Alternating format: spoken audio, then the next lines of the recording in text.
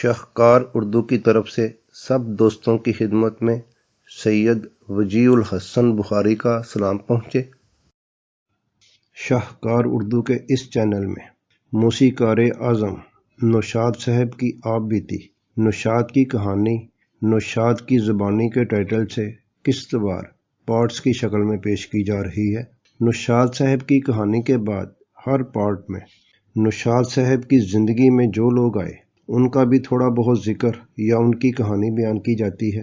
Part number 8 میں نوشاد کی کہانی نوشاد کی زبانی کے پارٹ نمبر 8 میں نے کہا تھا کہ اس ویڈیو کے آخر میں سوریا کی کہانی بیان کی جائے گی، لیکن جب سوریا کی کہانی پر کام مکمل ہوا تو یہ 1.5 گھنٹے سے زائد کی ویڈیو بن گئی، اس لیے اسے سٹوری آف سوریا یعنی سوریا کی کہانی کے ٹائٹل سے الگ سے پیش کیا جا رہا ہے۔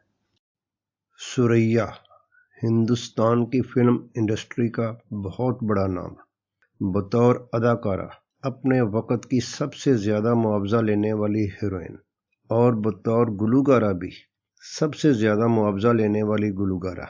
سوریا جب فلمی دنیا میں آئی تو کچھ بھی پاس نہ تھا، لیکن جب دنیا سے گئی تو اس وقت جو جائیداد اس نے چھوڑی اس کی مالیت اس وقت کے 50 کروڑ سے زیادہ تھی، لیکن کروڑوں کی اس جائیداد کا کوئی وارث نہ تھا کیونکہ وہ غیر شادی شدہ تھی۔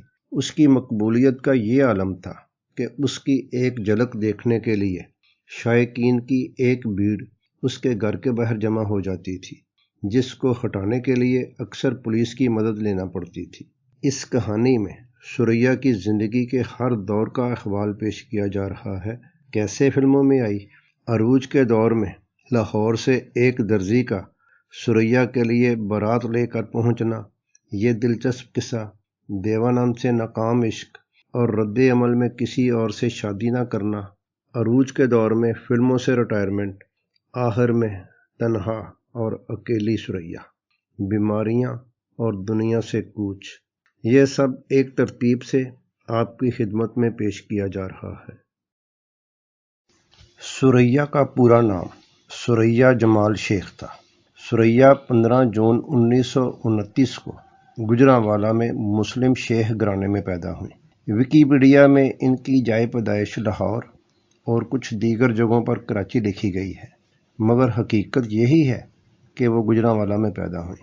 گوجرانوالہ لاہور اور سیالکوٹ کے درمیان پنجاب پاکستان میں ہے۔ اسے پہلوانوں کا شہر بھی کہا جاتا ہے۔ گوجرانوالہ کے محلہ بختے والا میں رہنے والے سوریا کے نانا پولیس آفیسر تھے، جن کے 2 ہی بچے تھے، ایک لڑکی جو کہ سوریا کی ماں بنی ممتاز بیگم جسے ملکہ بھی کہا جاتا تھا، اور ایک لڑکا ایم ظہور جو سوریا کا ماموں تھا۔ سوریا کے والد عزیز جمال شیخ کا گوجرانوالہ میں اینٹوں کا کاروبار تھا، لیکن بعد میں انہوں نے لاہور آ کر فرنیچر کا کاروبار شروع کر دیا تھا۔ بعد میں وہ لاہور کو بھی چھوڑ کر بمبئی چلے گئے اور وہاں کوئی کاروبار شروع کر دیا۔ سوریا، اس کی والدہ اور نانی بھی گوجرانوالہ چھوڑ کر لاہور آ گئے اور موہنی روڈ پر ایک کرائے کے گھر میں رہنے لگے۔ سوریا کے ماموں ایم ظہور اس سے پہلے ہی لاہور آ چکے تھے اور کاردار کے ادارے یونائٹڈ پلیئرز کارپوریشن سے وابستہ ہو گئے تھے۔ سوریا کی کہانی میں اس کے ماں باپ کی بجائے اس کے ماموں اور نانی کا زیادہ تذکرہ ہے، اس لیے اس کے ماموں ایم ظہور کا تعارف ضروری ہے۔ میرے سامنے اس وقت آتش فشاں پبلیکیشنز کی چھاپی ہوئی ایک دلچسپ کتاب ایک دل ہزار داستان کھلی ہے۔ اس کے لکھنے والے آغا اشرف خود بھی اداکار رہ چکے ہیں۔ آغا اشرف ایم ظہور کے متعلق لکھتے ہیں، یونائٹڈ پلیئرز کارپوریشن کا یہ اداکار فلم انڈسٹری کا انسائکلوپیڈیا ہے، عجائب خانہ ہے، جو خاموش فلموں کے زمانے میں یونائٹڈ پلیئرز کارپوریشن کا ڈینڈی شینڈی بوائے تھا۔ اس کے بعد پرکاش مووی ٹون کا بیڈ بوائے بنا اور اب پاکستان کا بوڑھا کاؤ بوائے ہے، جس نے فلمی دنیا کے کئی دور دیکھے ہیں اور ہر دور میں ایسے ہلے گلے کیے ہیں کہ ان کی تفصیلات میں جانے کے لیے الگ ایک کتاب درکار ہے۔ اس فلمی انسائکلوپیڈیا کی وضاحت چند سطروں یا چند صفحوں میں نہیں کی جا سکتی۔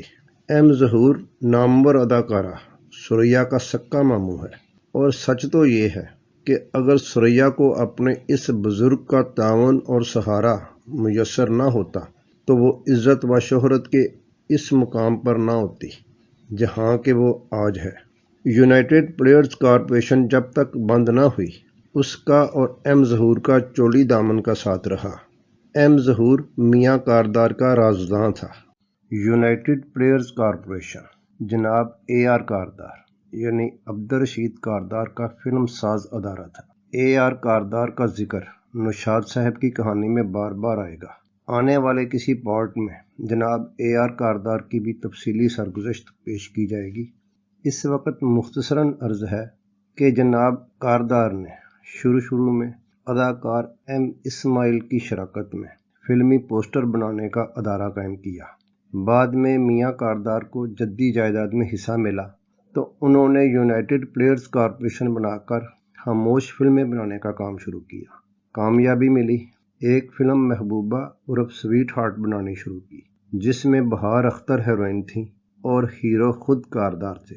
اس فلم میں بہار اختر کی بہن سردار اختر بھی کام کر رہی تھیں۔ دونوں بہنوں کا تعلق ہیرا منڈی لاہور سے تھا، یعنی دونوں طوائفیں تھیں۔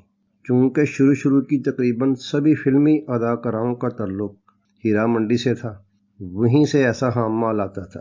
بہار اختر خاصی خوبصورت تھیں۔ فلم بن رہی تھی کہ کاردار صاحب کا دل بہار اختر پر آ گیا۔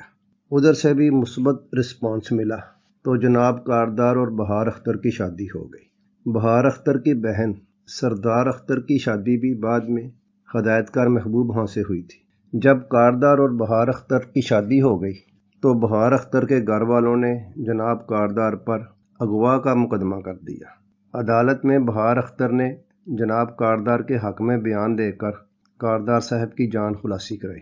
دوسری طرف کاردار پہلے سے شادی شدہ تھے، اس طرف سے بھی ناچاکی، جھگڑے، پھر طلاق۔ ادھر فلم محبوبہ عرف سویٹ ہارٹ کافی زیادہ بن چکی تھی، لیکن کاردار صاحب نے فلم کے سب پرنٹ جلا کر راکھ کر دیے، کیونکہ وہ نہیں چاہتے تھے کہ ان کی بیوی کو لوگ اسکرین پر دیکھیں۔ لیکن اس سب کا نتیجہ یہ نکلا کہ انتہائی کامیاب ادارہ دیوالیہ ہو کر بند ہو گیا۔ بعد میں جناب کاردار نے کلکتہ پھر بمبئی میں کامیابیوں کے جھنڈے گاڑے، لیکن 1931 میں جب یہ لاہور میں ادارہ دیوالیہ ہو کر بند ہوا تو ایم ظہور سمیت سبھی لوگ فارغ کر دیے گئے۔ ایم ظہور بھی لاہور چھوڑ کر بمبئی چلے گئے اور فلموں میں کام ڈھونڈنے لگے۔ ایم ظہور بمبئی میں ایک دن کسی ہوٹل میں بیٹھے ہوئے تھے۔ اتفاق سے اس وقت بچو بھائی بھی اسی ہوٹل میں بیٹھے تھے۔ بچو بھائی پرکاش پکچرز کی اکثر فلموں میں بطور ہیرو کام کیا کرتے تھے۔ بچو بھائی کے کچھ مخالف لوگ انہیں ڈھونڈتے ہوئے ہوٹل آئے اور آتے ہی انہیں پیٹنا اور زد و کوب کرنا شروع کر دیا۔ ایم ظہور ہاتھ پاؤں کے مضبوط، لمبے تڑنگے جوان تھے۔ پہلوانوں کے شہر گجرانوالہ سے تعلق تھا اور خود بھی پہلوان ٹائپ تھے۔ ان سے دیکھا نہ گیا اور بچو بھائی کو بچانے کے لیے ان لوگوں پر حملہ کر دیا۔ وہ لوگ بمبئی کے دبلے پتلے، چھوٹے چھوٹے بدماش اور کہاں یہ دیو ہیکل جوان۔ ایم ظہور نے ان لڑکوں کا مار مار کر برا حال کر دیا۔ اس زمانے میں پستول وغیرہ کی لڑائی کا تصور نہیں تھا۔ اس زمانے کی فلموں کی لڑائی بھی گونسے، مکوں اور لاٹھیوں پر مشتمل ہوا کرتی تھی۔ یہاں بھی یہی ٹھوں ٹھاں والا معاملہ تھا۔ گونسے، مکے اور لاتے کھا کر لڑکوں کا یہ گروپ بھاگ گیا۔ بچو بھائی ایم ظہور کے بہت مشکور ہوئے، ان کی بہادری، بے خوفی سے متاثر تھے۔ جب بچو بھائی کو معلوم ہوا کہ ان کا تعلق کاردار سے رہا ہے تو بچو بھائی نے ایم ظہور کو اپنے سیٹ سے ملوایا۔ سیٹھ نے ایم ظہور کو پرکاش پکچرز میں 30 روپے ماہوار پر ملازم رکھ لیا اور یہ پرکاش کی فلموں میں ولن کا رول ادا کرنے لگے۔ اس وقت پرکاش کی پکچرز میں 2 ہیرو ہوا کرتے تھے، کسی فلم میں بچو بھائی اور کچھ فلموں میں جینت ہیرو ہوا کرتے تھے۔ جینت امجد ہاں کے والد زکریا ہاں، ان کا فلمی نام جینت تھا۔ ان کے مقابل بھی ایم ظہور نے ولن کے کردار ادا کیے۔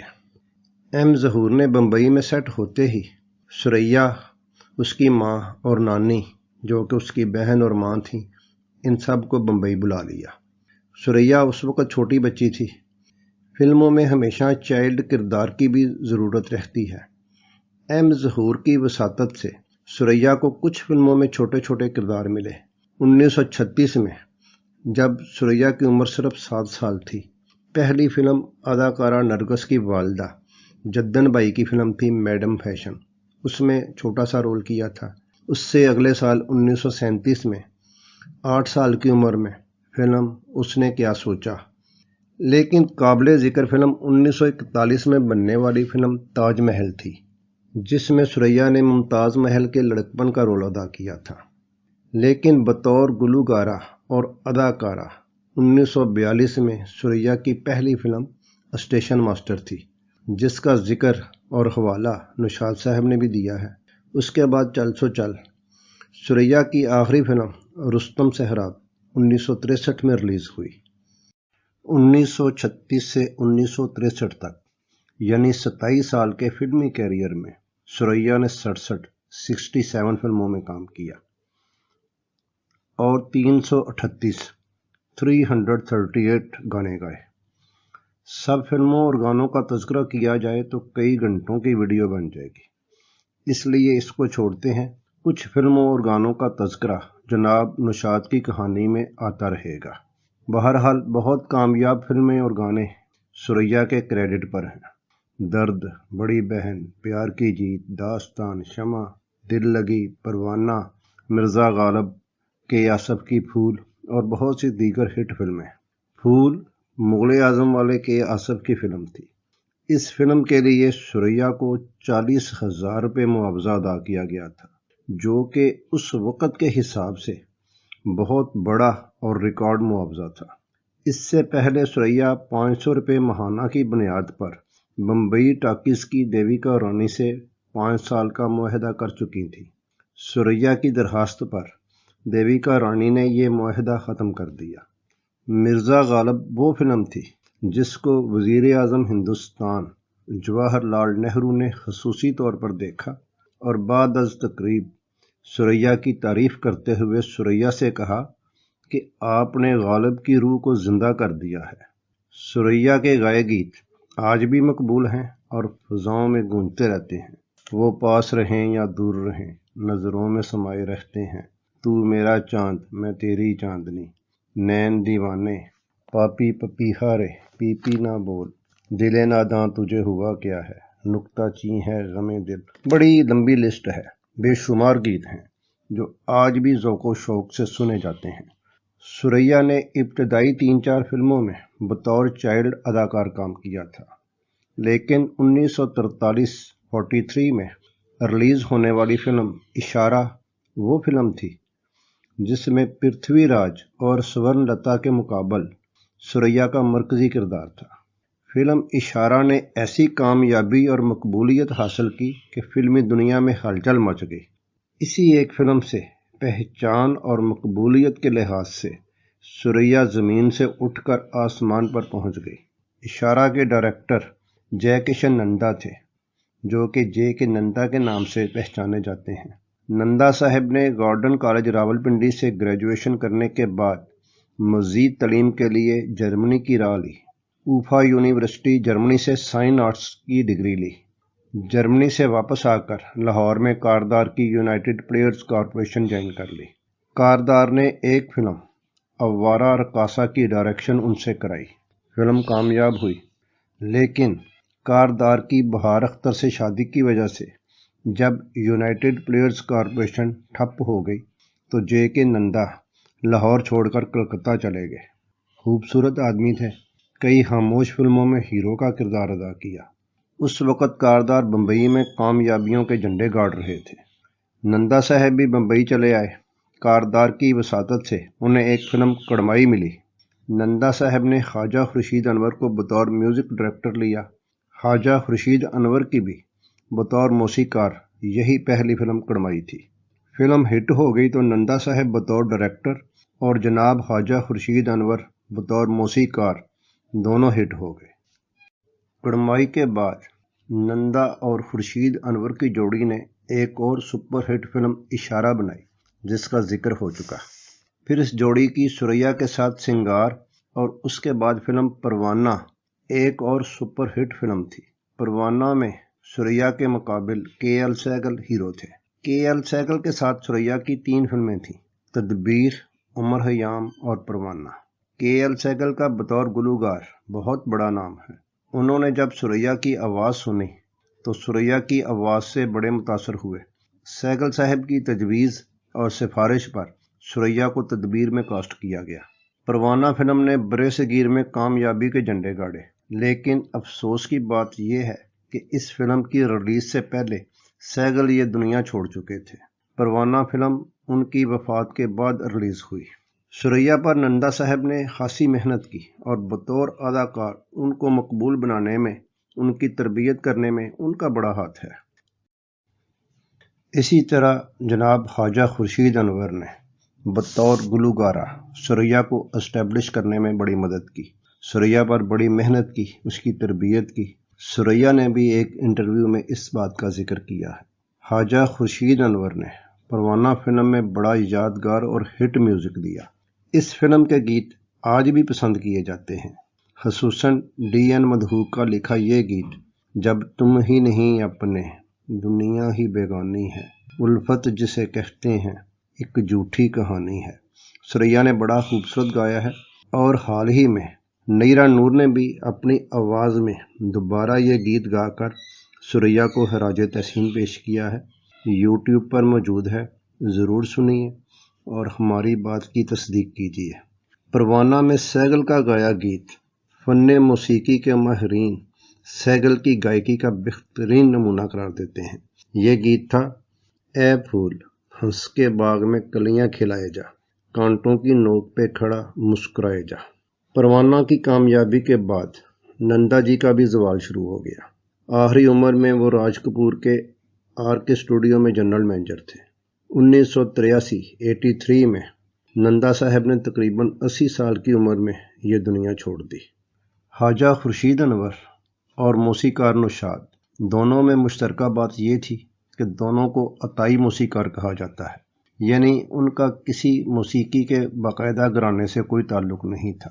اس کے باوجود دونوں نے اپنی ذاتی لیاقت، قابلیت اور محنت سے یہ سب کچھ سیکھا۔ دونوں کو موسیقار اعظم کہا گیا۔ انڈین فلم انڈسٹری نے نوشاد کو موسیقار اعظم کا خطاب دیا، جبکہ یہی خطاب پاکستان میں خورشید انور کو دیا گیا، انہیں بھی موسیقار اعظم کہا گیا۔ خورشید انور 1952 میں پاکستان چلے آئے تھے۔ خورشید انور موسیقار روشن، جو کہ رتک روشن کے دادا اور موسیقار راجیش روشن کے والد تھے، ان کے استاد تھے۔ اسی طرح شنکر جے کشن کی جوڑی والے شنکر بھی خواجہ صاحب کے شاگرد تھے۔ بطور موسیقار، مصنف، فلم ساز، ہدایت کار، پاکستان میں خواجہ خورشید انور نے بڑی یادگار اور کامیاب فلمیں دیں۔ ان سبھی فلموں میں موسیقار تو وہ تھے ہی، لیکن کچھ فلموں کے مصنف اور ہدایت کار بھی تھے۔ انتظار، کوئل، چنگاری، جھومر، زہر عشق، ہمراز، گھونگھٹ، ہیر رانجھا، یہ سب فلمیں ان کے کریڈٹ پر ہیں۔ خورشید انور صاحب نے فلسفہ میں ماسٹر کیا تھا اور ٹاپ کیا تھا۔ جب تقسیم اسناد میں خورشید انور کا نام پکارا گیا تو خورشید انور غیر حاضر۔ پنجاب یونیورسٹی کے انگریز چانسلر نے بڑا دلچسپ تبصرہ کیا کہ یہ صاحب تو واقعی فلاسفر نکلے کہ اپنا تمغہ حاصل کرنا ہی بھول گئے۔ انتظار کی موسیقی پر خواجہ صاحب کو صدارتی گولڈ میڈل سے نوازا گیا۔ 21 مارچ 1912 کو میاں والی میں پیدا ہونے والے خورشید انور 20 اکتوبر 1982 کو 70 سال کی عمر میں لاہور میں انتقال کر گئے۔ خواجہ خورشید انور نے اپنی پوری زندگی فن کے معاملے پر کبھی سمجھوتا نہیں کیا۔ ان کی وفات پر مشہور شاعر احمد راہی کا کہنا تھا: عزت کی روٹی تو سب کھاتے ہیں، لیکن عزت سے بھوکا رہنا صرف خورشید انور کو آتا تھا۔ بات سے بات نکلتی ہے، کہانی سے پھر نئی کہانی نکلتی ہے۔ چلتے ہیں پھر سریا کی طرف۔ برِ صغیر کی تقسیم سے پہلے 3 ایسی ہیروئنز تھیں جو ساتھ بہت اچھی گلوکارہ بھی تھیں۔ وہ تھیں نور جہاں، خورشید بانو اور سریا۔ تقسیم کے بعد جب نور جہاں اور خورشید پاکستان چلی گئیں تو سریا کو اپنے جوہر دکھانے کے لیے مزید مواقع ملے، کھلا میدان ملا۔ 40-50 کی دہائی میں وہ مقبولیت کی معراج پر تھیں۔ وہ سب سے زیادہ معاوضہ لیتی تھیں۔ بڑے بڑے اداکار سوریا کے ساتھ کام کرنا اپنے لیے باعث فخر سمجھتے تھے۔ اس زمانے میں وہ سراپا حسن اور سرتاپا بہار تھی، اور خزاں کی ہوا کا ہلکا سا جھونکا بھی اسے چھو کر نہیں گزرتا تھا۔ زمانہ اس کی کامیابی، دولت مندی اور خوش بختی پر رش کرتا تھا۔ ہر زبان پر سوریا کا نام تھا۔ سوریا کو پہلی سپر سٹار کہا جاتا ہے۔ اس دور میں سوریا کی مقبولیت کا یہ عالم تھا کہ سوریا کسی گانے کی ریکارڈنگ کے لیے HMV یعنی his master's voice recording company کے اسٹوڈیو، جو بمبئی کے نرمن روڈ پر واقع تھا، تو لوگ اس کی رہائش واقع میرین ڈرائیو سے نرمن روڈ کے راستے پر گھنٹوں اس انتظار میں کھڑے رہتے کہ سوریا ابھی اس راستے سے گزرے گی تو ہم اس کی ایک جھلک دیکھیں گے۔ تھوڑا ذکر اس زمانے کا بھی ہو جائے۔ یہ وہ زمانہ تھا جو آپ نے بھی کسی لال بالوں والی بڑھی مائی سے سنا ہوگا کہ 1 روپے کا 1 من آٹا آتا تھا، 2 روپے کا حالس کلو گھی، وغیرہ وغیرہ اس قسم کی باتیں۔ یہ جو آج کی بڑی بڑی ڈگریاں ہیں، CA، BBA، MBA، CCA، ان کا تصور نہیں تھا۔ سادہ سا سمپل FA BA تھا۔ زیادہ لوگ پرائمری پاس یا میٹرک پاس ہوتے تھے۔ BA کوئی سینکڑوں میں ایک ہوتا تھا، اور جو BA کر لیتا تھا سب سے پہلے اپنے گھر کے باہر تختی پر اپنے نام کے ساتھ نمایاں طور پر BA لکھاتا تھا۔ اگر اس کے ہاتھ میں کوئی بیگ ہے تو اس پر بھی نام کے ساتھ BA لکھا ہوتا تھا۔ آج کل گاڑیوں میں اسمبلی ممبران نمایاں لکھاتے ہیں کہ MPA ممبر فلاں اسمبلی۔ اس زمانے میں گاڑی چھوڑ موٹر سائیکل بھی کسی کسی کے پاس ہوتا تھا۔ زیادہ تر لوگ پیدل یا پھر سائیکل سوار۔ BA والے صاحب نے سائیکل پر بھی اپنے نام کے ساتھ BA لکھا کر چھوٹی سی تختی ضرور لگانی ہوتی تھی۔ اس بیچارے کا بس نہیں چلتا تھا، ورنہ اپنے ماتھے پر بھی BA پینٹ کرا لیتا۔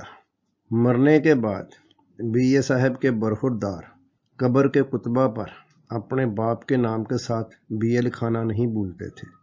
اس دور میں آبادیاں کم ہوتی تھیں، چھوٹی موٹی نوکری آسانی سے مل جاتی تھی، ٹی وی یا سوشل میڈیا کا دور نہیں تھا، تفریح کے ذرائع میں صرف سینما تھا یا ریڈیو۔ نوجوانوں میں فلمیں بہت مقبول تھیں۔ فلم ایریا کے مریض جا بجا تھے، ہر وقت فلموں کی باتیں کرنا، فلمی ستاروں کی نجی زندگی کی کھوج لگانا فلموں کے ارتقاء کا ابتدائی زمانہ تھا۔ بمبئی فلمی صنعت کا سب سے بڑا مرکز تھا۔ بہت سے لڑکے نوجوان تھوڑے بہت پیسے اکٹھے کر کے، چرا کر، گھر سے بھاگ کر، ٹرینوں میں بغیر ٹکٹ، چھپتے چھپاتے ہیرو بننے بمبئی آ جاتے تھے اور اسٹوڈیوز کے باہر گھومتے رہتے تھے۔ ایسے ہی لوگوں کی ایک بھیڑ سوریا کی رہائش گاہ کرشنا محل کے باہر بھی میلہ لگائے رکھتی تھی۔ ان کی وجہ سے اکثر ٹریفک بھی جام ہو جاتا۔ میرین ڈرائیو کے رہنے والے اکثر انتظامیہ سے شکایت کرتے تو انتظامیہ سوریا کے گھر کے باہر ایک انسپکٹر اور 4 کانسٹیبل تعینات کر دیتی، جو کسی کو گھر کے باہر کھڑا نہ ہونے دیتے۔ جب تک پولیس گارڈ رہتی تو معاملہ ٹھیک رہتا، مگر جوں ہی پولیس گارڈ ہٹا لی جاتی تو پروانے پھر اکٹھے ہو جاتے اور بن بناتے رہتے کہ کب شمع اپنا دیدار کراتی ہے۔ اس سلسلے میں بڑے دلچسپ واقعات بھی ہوتے ہیں۔ ایک صاحب یا عاشق نے سوریا کے گھر کے باہر بھوک ہڑتال کر دی۔ ان کا مطالبہ تھا کہ سوریا پہلے فلموں کے کام سے توبہ کرے، پھر ان کے ساتھ شادی کر کے ان کے گاؤں چلے، اچھی تابع دار بیوی بن کر رہے۔ پولیس کو بلانا پڑا۔ انہوں نے ڈنڈا ڈولی کر کے اس عاشق نامدار کو وہاں سے اٹھایا اور دور کہیں جا کر خاطر تواضع کر کے چھوڑا۔ اسی طرح لاہور کے ایک درزی ماسٹر فیروز الدین سوریا کے گھر بارات لے کر پہنچ گئے۔ ان صاحب کا یہ دلچسپ واقعہ اس زمانے کے اخبارات کی زینت بنا۔ ماسٹر فیروز الدین کی لاہور کے مزنگ کے علاقے میں ٹیلرنگ کی دکان تھی۔ ماسٹر فیروز الدین لیڈیز ٹیلر تھا۔ دکان کے باہر تن زیب مرکز لیڈیز اسپیشلسٹ کا بورڈ آویزاں تھا۔ عورتوں کے کپڑے سینے کے سلسلے میں بہت اچھا درزی تھا، واقعی لیڈیز اسپیشلسٹ تھا۔ ایک دن اس کی دکان پر اداکارہ نور جہاں ایک فلم جرنلسٹ کے ساتھ اس کی دکان پر آئی اور اسے کچھ کپڑے سینے کے لیے دیے۔ فلم جرنلسٹ فیروز کا دوست تھا۔ اس نے فیروز کے ساتھ نور جہاں کی تصویر کھینچی جو بعد میں فیروز کو انلارج کرا کے دی۔ فیروز نے اس تصویر کو دکان کی کسی جگہ پر نمایاں کر کے آویزاں کر دیا۔ فیروز نے نور جہاں کے کپڑے دل لگا کر سیے۔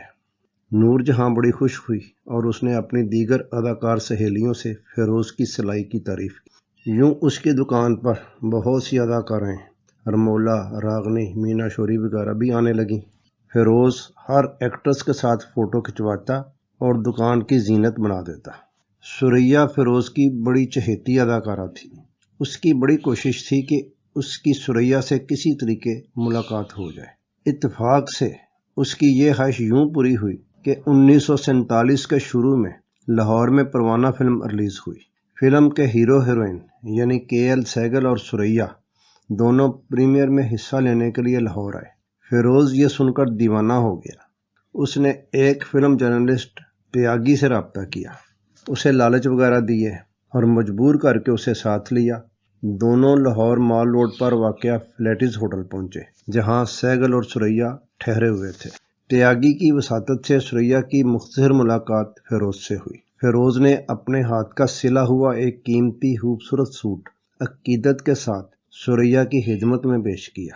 ثریا نے کچھ پس و پیش کے بعد تحفہ قبول کر لیا اور ڈریسنگ روم کے اندر جا کر سوٹ پہنا تو بالکل فٹ آیا۔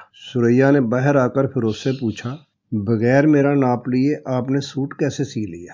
فیروز نے جواب دیا، میں نے آپ کی فلم انمول گھڑی 20 بار دیکھی ہے، فلم کے پردے پر ہی آپ کا ناپ لے لیا۔ ثریا حیران اور خوش ہوئی اور فیروز کے ساتھ فوٹو تو نہ کھنچوائی، البتہ اسے اپنا فوٹو دستخط کر کے دے دیا۔ فیروز نے واپس آ کر یہ فوٹو بڑا کرا کے دکان پر آویزاں کر دیا، لیکن یہ ملاقات فیروز کے سر پر چڑھ گئی۔ وہ ثریا کے عشق میں واقعی دیوانہ ہو گیا۔ ثریا کے علاوہ باقی ایکٹریسوں کے فوٹو آہستہ آہستہ اترنے لگے اور اس کی جگہ ثریا کی فلموں داستان، بڑی بہن، پیار کی جیت وغیرہ کے پوسٹر لگ گئے۔ ثریا کی فلم کی ہر بکلیٹ اس کے پاس تھی۔ اس نے ثریا کو یک طرفہ عشقیہ خطوط بھی لکھنا شروع کر دیے اور شادی کی پیشکش شروع کر دی۔ فیروز نے مزاروں پر بھی جا کر دعائیں مانگنا شروع کر دی۔ آہستہ آہستہ ثریا کے عاشق کی حیثیت سے اس کا چرچا شروع ہو گیا۔ ظہیر دہلوی کا شعر ہے، کچھ تو ہوتے ہیں محبت میں جنوں کے آثار، اور کچھ لوگ بھی دیوانہ بنا دیتے ہیں۔ ماسٹر فیروز کے ساتھ بھی بالکل یہی معاملہ تھا۔ ارد گرد کے لوگوں کو جب معلوم ہوا کہ فیروز ثریا کا زبردست عاشق بلکہ دیوانہ ہے تو نوجوانوں کو نیا شغل ہاتھ آ گیا۔ ایک دو جوان فیروز کی دکان پر آتے اور کہتے، رات ہم نے ثریا کی فلم دیکھی، بہت اچھا کام کیا ثریا نے۔ فیروز یہ سن کر خوش ہو جاتا کہ میری محبوبہ کی تعریف کی گئی ہے، فوراً ان کے لیے چائے پیسٹری منگواتا۔ اسی طرح وقتاً فوقتاً نوجوانوں کے گروپ آتے، ثریا کی باتیں کرتے اور مفت کی چائے پیتے۔ کبھی کبھی ایڈونچر کے لیے کوئی گروپ آتا اور ان میں سے ایک کہتا کہ ثریا نے فلاں فلم میں اچھا کام نہیں کیا، بڑی بدصورت لگتی تھی اس فلم میں۔ محبوبہ کی بد تعریفی سن کر فیروز اس پر حملہ آور ہو جاتا، گالی گلوچ کرتا، اچھا خاصا ہنگامہ ہو جاتا، لوگ اکٹھے ہو جاتے، مشکل سے بیچ بچاؤ کرایا جاتا۔ مفت کی چائے پی پی کر لوگوں کے ذہن میں نت نئی ترکیبیں آتی رہتی۔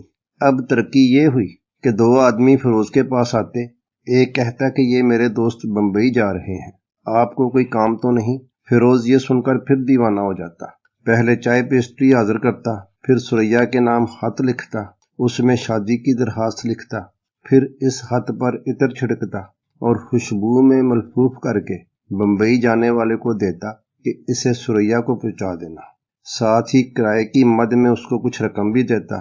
یہ شغل بھی جاری رہا۔ غضب یہ ہوا کہ ایسے ہی کسی نامہ بر نے سوچا کہ ایک بار پھر چائے پیسٹری کی دعوت اڑائی جائے۔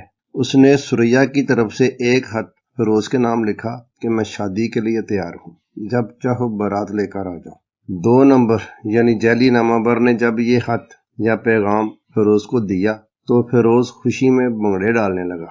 بجائے کیک اور پیسٹری کے ایک پرتکلف دعوت نامہ بر کے اعزاز میں دی گئی اور تشکر کے آنسوؤں کے ساتھ اس کے ہاتھ چوم کر جن ہاتھوں سے پیغام آیا ہے اس کو رخصت کیا گیا۔ ثریا کا پیغام آ گیا تھا، شادی کی تیاریاں شروع ہو گئیں۔ گھر والوں نے بہت سمجھایا کہ کسی نے تمہیں الو بنایا ہے، اتنی خوبصورت اور امیر اداکارہ کو کیا پڑی ہے کہ معمولی درزی کو اپنا شوہر بنائے۔ مگر جب کوئی خود ہی الو بننا چاہے تو الو بیچارہ بھی کیا کرے۔ فیروز نے کسی کی نہ سنی۔ گھر والوں نے جو پہلے ہی اسے اس کے حال پر چھوڑ چکے تھے، مزید لا تلقی اختیار کر لی۔ اس زمانے میں شادیوں میں صحرا پڑھنے کا رواج تھا۔ پہلے کسی شاعر سے صحرا لکھایا جاتا، پھر اسے خوبصورت لکھائی کے ساتھ فریم کرایا جاتا اور پھر کوئی دولہے کا دوست وغیرہ صحرا پڑھتا۔ بعد میں یہ صحرا ساری عمر گھر کی مختلف الماریوں، انگیٹھیوں وغیرہ میں لڑکتا رہتا تھا۔ سریا سے شادی ہو اور شادی میں صحرا نہ پڑا جائے، یہ ممکن نہیں تھا۔ چنانچہ لاہور کے موچی دروازہ کے مشہور حکیم اظہر، جو پارٹ ٹائم شاعر بھی تھے، اور انہوں نے اپنے حکمت خانے کے باہر ایک کونے میں چھوٹا سا بورڈ بھی لگا رکھا تھا جس پر لکھا تھا شاعری سکھانے کا کالج۔ فیروز حکیم اظہر کے پاس پہنچا۔ اس زمانے کا چلن تھا کہ صحرے میں دولہا دلہن کے قریبی عزیزوں کے نام بھی منظوم صورت میں آتے تھے۔ دولہے کا کوئی عزیز نہ تو خوش تھا اور نہ ہی اس شادی میں شریک تھا، چنانچہ مجبوری تھی۔ پھر بھی حکیم اظہر نے سریا، اس کی ماں، اس کی نانی، اس کے ماموں کو سرے میں کسی طریقے سے اڑکا دیا۔ حکیم اظہر نے فیروز سے 5 روپے معاوضہ لیا، جو کہ اس زمانے میں بڑا معاوضہ تھا۔ بقول لال بالوں والی مائی 1 روپے میں 2 سیر خالص گھی آ جاتا تھا۔ فیروز نے خوشی خوشی 5 روپے حکیم اظہر کو دیے۔ پھر یہ صحرا لے کر فیروز ایک پینٹر کے پاس گیا۔ فیروز کے مزید 5 روپے خرچ ہوئے۔ پینٹر نے بڑھیا کاغذ پر خوبصورت اور نمایاں حروف میں یہ صحرا لکھ دیا اور بونس کے طور پر ساتھ ہی بیل بوٹے بھی لگا دیے۔ اس کے بعد صحرے کو خوبصورت فریم میں فٹ کرایا گیا۔ صحرے کے کام سے فارغ ہو کر فیروز بازار گیا، کڑھائی والی شیروانی خریدی، زری دار قصوری جوتی خریدی۔ اس زمانے میں شادی کی تقریب میں دلہن خاموشی سے سر جھکائے بیٹھی رہتی تھی اور دولہے راجہ لال رنگ کے بڑے رومال سے منہ چھپائے رکھتے تھے۔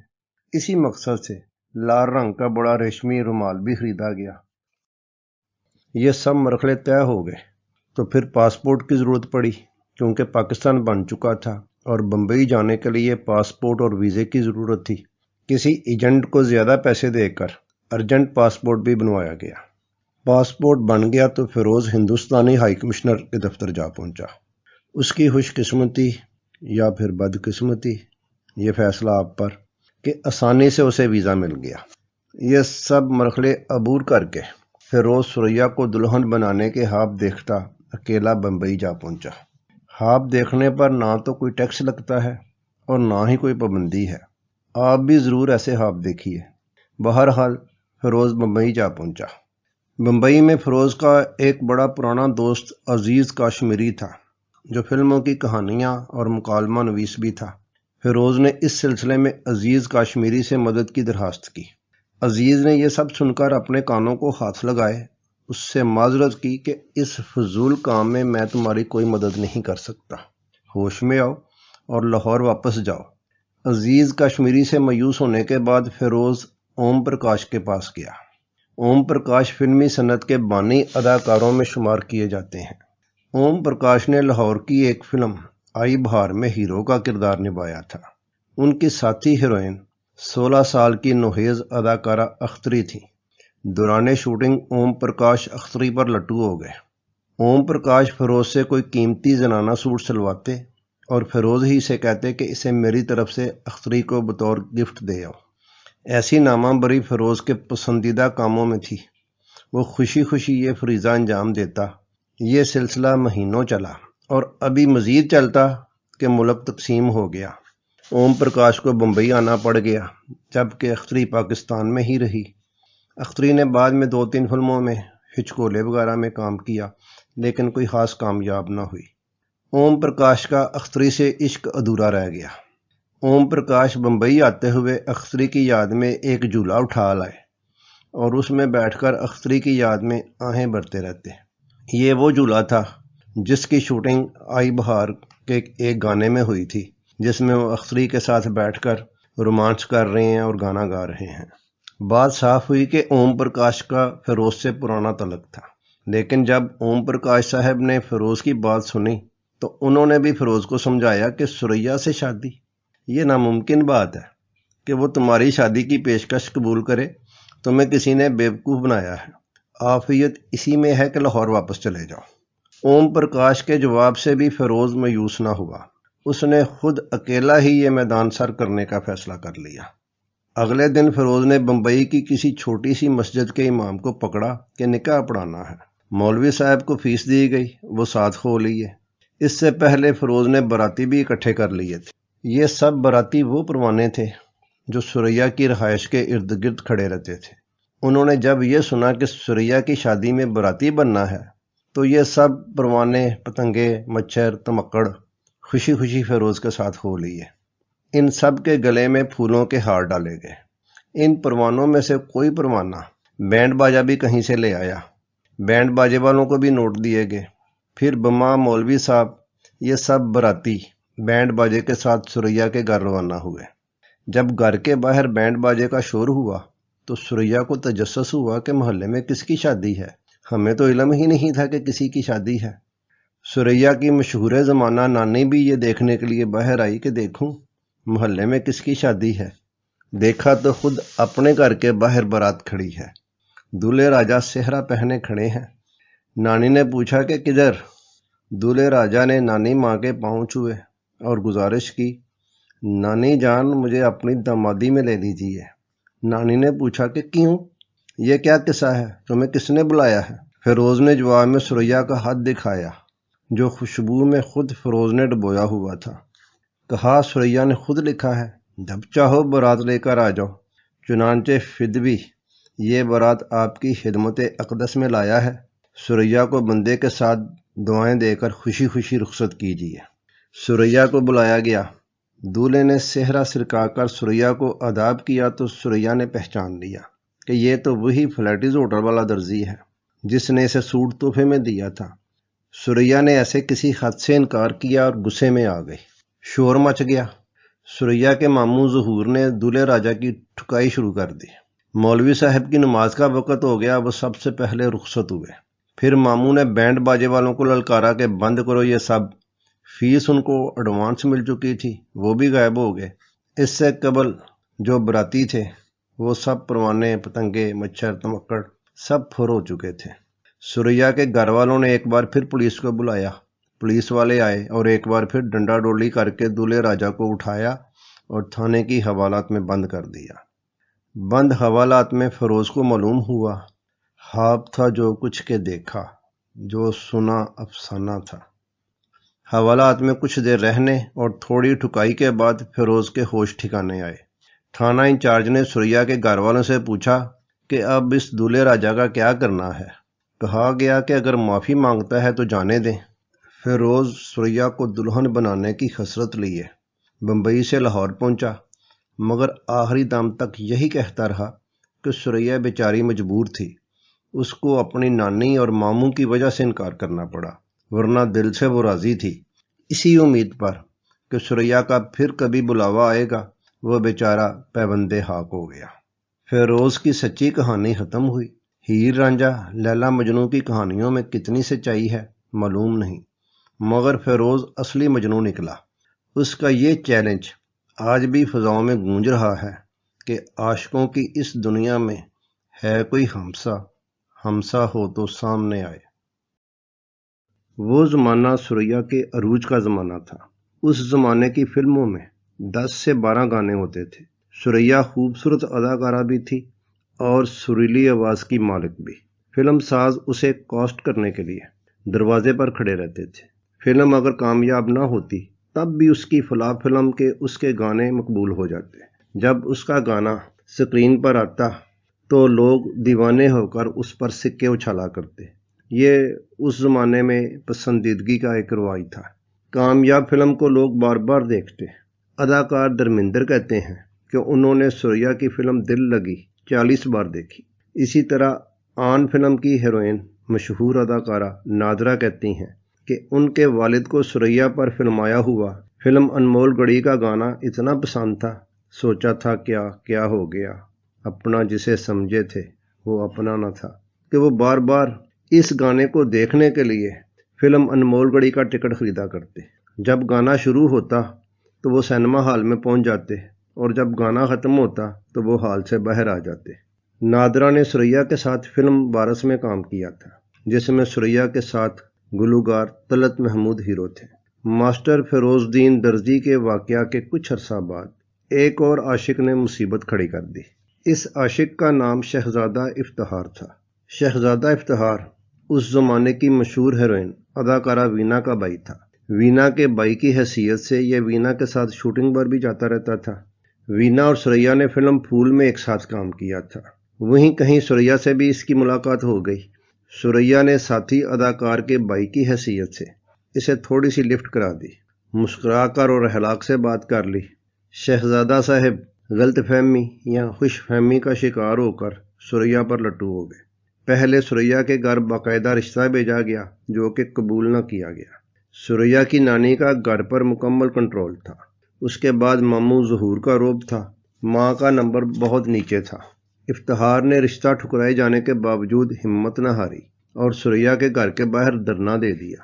سریا کی ایک فلم تھی ہماری بات، اس کا گانا تھا بستر بچھا دیا ہے تیرے در کے سامنے۔ شہزادہ افتخار نے بھی بالکل یہی معاملہ کیا کہ بستر بچھا دیا سریا کے گھر کے سامنے۔ اب فیروز درزی والا معاملہ نہ تھا کہ پولیس کو بلایا جائے اور وہ ڈنڈا ڈولی کر کے اسے تھانے لے جائے۔ شہزادہ افتخار خوبصورت، اثر و رسوخ والا اور امیر آدمی تھا۔ اس سلسلے میں سریا کے گھر والوں نے سنجے دت کی نانی اداکارہ نرگس کی والدہ جدن بائی کو مدد کے لیے پکارا۔ جدن بائی کا فلم انڈسٹری میں زبردست اثر و رسوخ تھا۔ دبنگ عورت تھی، گالیاں بھی دیتی اور ساتھ دو چار تھپڑ بھی جڑ دیتی۔ جدن بائی نے آتے ہی کچھ ایسا منتر کیا کہ شہزادہ افتخار کو اس رشتے سے دستبردار ہونا پڑا۔ رشتے کی بات چلی ہے تو سریا کی بڑی خواہش تھی کہ دیوانند سے اس کی شادی ہو۔ دیوانند بھی سریا کو زبردست رومانس کے بعد پرپوز کیا تھا، مگر نانی اس رومانس کی بڑی ویمپ بن گئی۔ نانی کی خواہش تھی کہ سریا ڈائریکٹر ایم صادق سے شادی کرے، جنہوں نے سریا کے لیے پیغام بھیجا ہوا تھا۔ ایم صادق پہلے کاردار کے اسسٹنٹ تھے، بعد میں انہوں نے انفرادی طور پر بھی کئی کامیاب فلمیں بنائیں جن میں سریا نے بھی کام کیا، مگر سریا کو ایم صادق بطور شوہر قبول نہیں تھے۔ سریا کی گرامو فون والی سوئی دیوانند پر ہی اٹکی ہوئی تھی۔ جس طرح سریا کئی مردوں کی آئیڈیل تھی، اسی طرح سریا کا آئیڈیل ہالی ووڈ کا مشہور ہیرو گریگری پیک تھا۔ سریا اس کی بڑی مداح تھی، سب کے سامنے اس کی اداکاری کی اور اس کی شخصیت کی تعریف کرتی رہتی تھی۔ گریگری پیک بھی مردانہ وجاہت کا شاندار نمونہ تھا۔ اس کے کریڈٹ پر ہالی ووڈ کی بڑی بلاک بسٹر فلمیں تھیں۔ دیوانند کی شخصیت میں گریگری پیک کی کچھ جھلک نظر آتی تھی۔ اب گریگری پیک جیسی شخصیت سے سریا کی شادی یہ تو ناممکن بات تھی، لیکن گریگری پیک کی شخصیت کی چھب سریا کو جب دیوانند میں نظر آئی تو وہ اس کی طرف مائل ہو گئی۔ یہاں ہم آپ کو گریگری پیک اور سریا کی ایک یادگار ملاقات کی دلچسپ کہانی سناتے ہیں۔ یہ کہانی سریا نے خود ایک انٹرویو میں بتائی تھی جو 1972 کے سٹارڈسٹ میگزین میں چھپا تھا۔ ہوا یوں کہ ہالی ووڈ کے مشہور ڈائریکٹر فرینک کیپرا ہندوستان کے دورے پر آئے۔ یہاں انہوں نے فلم انڈسٹری کے لوگوں سے ملاقاتیں کی۔ اسی سلسلے میں وہ سریا اور اس کے گھر والوں سے بھی ملے۔ فرینک کیپرا کی فلموں میں سے چند کو اکیڈمی ایوارڈ بھی ملے تھے۔ انہی دنوں گریگری پیک کو بھی کسی فلم کے بہترین اداکار کا اکیڈمی ایوارڈ ملا تھا۔ سریا نے موقع غنیمت جانتے ہوئے فرینک کیپرا کی وساطت سے گریگری پیک کو مبارکباد کا پیغام بھیجا اور ساتھ ہی اپنی ایک خوبصورت تصویر بھی اپنے آٹوگراف کے ساتھ گریگری پیک کے لیے فرینک کیپرا کو دی۔ فرینک نے واپس امریکہ جا کر گریگری پیک کو سریا کی مبارکباد کا پیغام اور تصویر دی۔ کچھ عرصہ بعد گریگری پیک کو کسی فلم کی شوٹنگ کے سلسلے میں سیلون جانا تھا۔ وہ سیلون جا رہے تھے، اس وقت کا سیلون اور آج کا سری لنکا۔ سیلون جاتے ہوئے ان کے راستے میں ہندوستان پڑتا تھا، جہاں ان کا مختصر سٹے تھا۔ رات کو گریگری پیک ایک ہوٹل میں ٹھہرے۔ اتفاق سے اس وقت سریا کے ماموں ظہور بھی اسی ہوٹل میں موجود تھے۔ دونوں کا جب لابی میں آمنا سامنا ہوا تو ظہور نے گریگری پیک سے کہا کہ میری بانجی بھی ہندوستان کی مشہور اداکارہ ہے، وہ آپ کی بڑی مداح اور پرستار ہے۔ گریگری پیک نے نام پوچھا تو بتایا گیا سوریا۔ گریگری پیک کو فوراً سوریا کا وہ مبارکباد کا پیغام اور تصویر یاد آ گئی جو فرینک کیپرا نے اس کو دی تھی۔ بڑے لوگوں کے اخلاق بھی بڑے ہوتے ہیں۔ گریگری پیک نے اپنی پرستار سوریا سے ملنے کی خواہش ظاہر کی۔ سوریا کی رہائش ہوٹل سے نزدیک ہی تھی۔ ظہور اور گریگری پیک سوریا کو سرپرائز دینے آدھی رات کو کرشنا محل پہنچے۔ گریگری پیک کو ڈرائنگ روم میں بٹھایا گیا۔ سوریا اس وقت گہری نیند سوئی ہوئی تھی۔ اسے نیند میں بتایا گیا کہ اٹھو، گریگری پیک تمہیں ملنے آئے ہیں۔ سوریا نے سمجھا کہ اسے مذاق سے چھیڑا جا رہا ہے۔ بولی، مجھے سونے دو، تنگ نہ کرو۔ پھر اسے جھنجھوڑ کر بتایا گیا کہ مذاق نہیں، حقیقت میں گریگری پیک تمہیں ملنے آئے ہیں۔ پھر جب اسے معلوم ہوا کہ یہ تو واقعی حقیقت ہے تو وہ ہڑبڑا کر اٹھی، جلدی جلدی تیار ہو کر ڈرائنگ روم میں آئی۔ نیند سے بری آنکھوں والی سوریا نے جب اپنے سامنے گریگری پیک کو دیکھا تو مبہوت رہ گئی، گنگ ہو گئی۔ اس سے کچھ بولا نہ گیا، کنفیوز ہو گئی۔ گریگری پیک نے اس کی حالت سے انجوائے کرتے ہوئے پہلا فقرہ بولا، why you are such a little girl to be a leading lady, یعنی اتنی چھوٹی سی عمر اور اتنا بڑا نام۔ سوریا چونکہ 9 سال کی عمر سے ہی فلمی دنیا میں آ گئی تھی۔ جب اس کا پہلا گانا ریکارڈ کرنا تھا تو اس کا منہ مائک تک نہیں پہنچ رہا تھا، چنانچہ اسے ایک بنچ پر کھڑا کر کے گانا ریکارڈ کیا گیا۔ اسی طرح بطور ہیروئن بھی اس کی عمر تھوڑی تھی، چہرے پر معصومیت تھی، بڑوں والا میک اپ کرنا پڑتا تھا، جسم دبلا تھا، سڈول دکھانے کے لیے پیڈ وغیرہ رکھے جاتے۔ سکرین بیوٹی بہترین اور لاجواب تھی، جبھی تو ایک دنیا اس کی دیوانی ہو گئی۔ لیکن دیکھنے میں وہ دبلی پتلی اور چھوٹی عمر کی اتنی ہی دکھائی دیتی تھی جتنی کہ وہ تھی۔ اسی لیے تو گریگری پیک نے اسے دیکھتے ہی حیرت کا اظہار کیا تھا کہ ہندوستان کی صف اول کی ہیروئن لیڈ کرنے والی جو مقام ایک بڑی یا میچور عمر میں حاصل ہوتا ہے وہ اس لڑکی نے بہت چھوٹی عمر میں حاصل کر لیا ہے۔ سوریا اور گریگری پیک کی یہ یادگار ملاقات 1 گھنٹہ جاری رہی۔ تصاویر کھینچی گئیں اور گریگری پیک کو بڑے احترام اور محبت کے ساتھ رخصت کیا گیا کیونکہ اسے سیلون روانہ ہونا تھا۔ دوسرے دن جب فلمی حلقوں میں اس ملاقات کا ذکر ہوا تو سب نے اسے مذاق جانا، اسے پبلسٹی سٹنٹ قرار دیا گیا۔ کہاں اس وقت کے ہالی ووڈ کا سب سے بڑا اداکار اور کہاں ہندوستان کی ایک اداکارہ، کسی نے یقین نہیں کیا۔ لیکن جب اخبارات نے اپنے ذریعے سے اس ملاقات کی تصدیق کی، پھر تفصیل اور 2 تصاویر بھی شائع ہوئیں تو سب نے حیرت سے انگلیاں منہ میں داب لیں، کیونکہ یہ واقعی بہت بڑی خبر تھی۔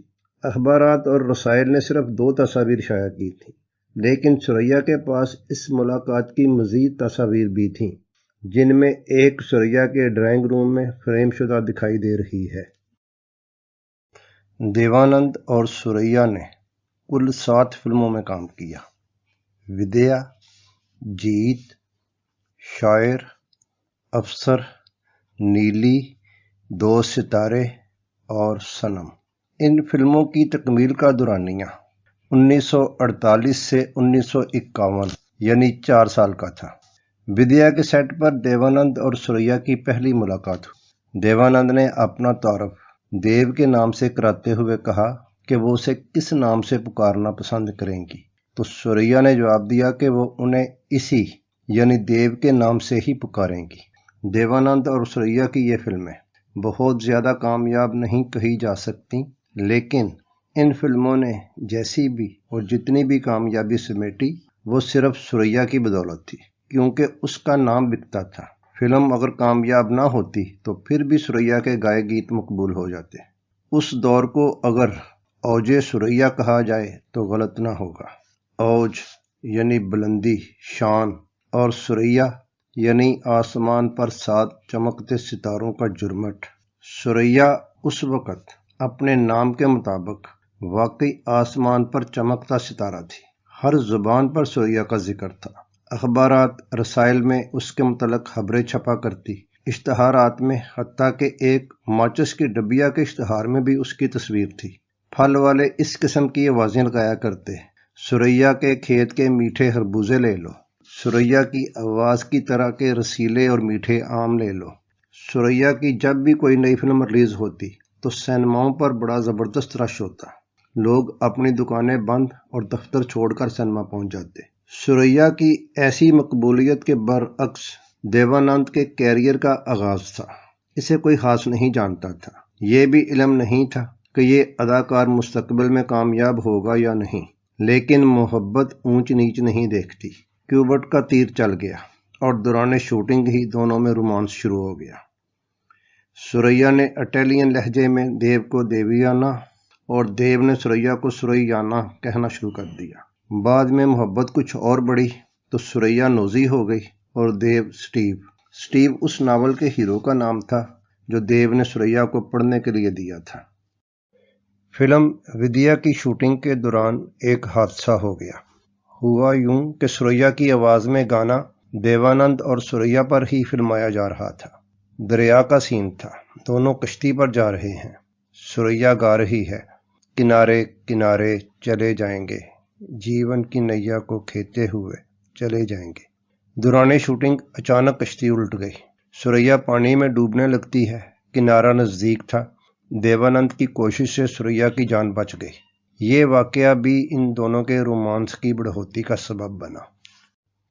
یہ کہنا غلط نہ ہوگا کہ شروعات سریا کی طرف سے ہوئی۔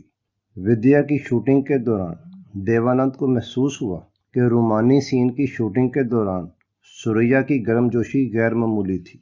دیوانند کا کہنا تھا کہ جب ایک خوبصورت اور مشہور لڑکی آپ سے یہ کہے کہ میں تم سے پیار کرتی ہوں تو میرے لیے کوئی فرار نہیں تھا۔ میں جذباتی طور پر نروس اور گھبرا گیا۔ مجھے سریا سے محبت ہو گئی تھی۔ آخر میں انسان ہوں۔ جب آپ محبت میں سنجیدہ ہوتے ہیں تو آپ لڑکی کو پرپوز کرتے ہیں اور اسے کہتے ہیں کہ میں آپ کے بغیر نہیں رہ سکتا۔ ایسا میری زندگی میں صرف ایک بار ہوا، سریا کے ساتھ۔ نانی نے جب سریا کو ایم صادق سے شادی کے لیے کہا تھا تو سریا نے انکار کر دیا۔ اس تناظر میں سریا نے ایک بار بتایا کہ میری آنکھیں صرف دیو پر تھیں، ہم ایک دوسرے کے بارے میں سنجیدہ اور وفادار تھے۔ دیوانند اور سریا کی محبت نانی کی عقابی ایکس ریز نظروں سے کیسے پوشیدہ رہ سکتی تھی؟ سریا پر سختی شروع ہو گئی۔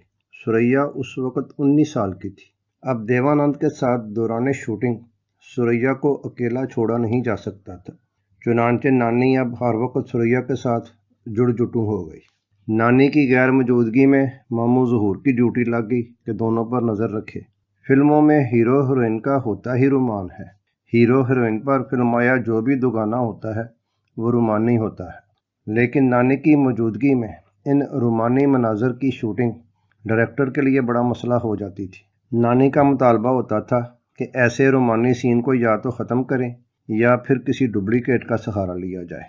چنانچہ دیو اور سریا ان لمحات سے بھی محروم ہو گئے جو وہ اداکاری کے دوران ایک دوسرے کے قریب ہو سکتے تھے۔ اس جوڑے کے ایک دوست ہدایتکار نے نانی سے دور کرنے کے لیے کچھ سین دوری کے فلمانے شروع کیے کہ وہ سمندر کنارے بہت دور سے نظر آتے تھے۔ اس دوست کی کوشش اور خواہش تھی کہ اس بہانے وہ ایک دوسرے سے دل کی بات کر لیں گے، لیکن نانی نے شور مچا دیا کہ وہ اتنے دور ہیں کہ پہچانے بھی نہیں جا سکتے، اس لیے سریا کی جگہ اس کی کوئی ڈپلیکیٹ استعمال کی جائے۔ لوگوں کو کیا پتہ چلے گا کہ وہ سریا نہیں؟ یہ ماحول تھا۔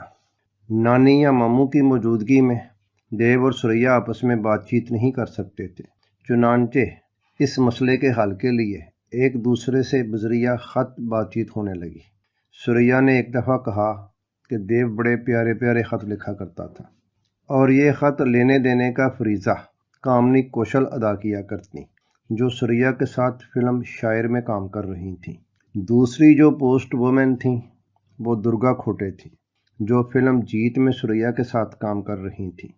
کامنی کوشل اور درگا کھوٹے اس جوڑے کی ہمدرد، مخلص اور رازدار تھیں۔ خط و کتابت کے علاوہ ہفتہ کا ایک مخصوص دن اور مخصوص وقت فون کے لیے مخصوص تھا۔ اس وقت سریا فون کے ارد گرد منڈلایا کرتی کہ کوئی اور فون نہ اٹھا لے۔ کبھی دیو سے بات ہو جاتی اور کبھی نانی ماموں کی وجہ سے گڑبڑ ہو جاتی۔ نانی کا دیوانند سے رشتہ پر سب سے بڑا اختلاف مذہبی تھا۔ اس وقت ہندو مسلم شادی بہت کم تھی۔ نانی نے اس سلسلے میں جدن بائی، نوشاد، شاعر نقشب اور کاردار کی بھی مدد لی کہ سریا کو سمجھائیں۔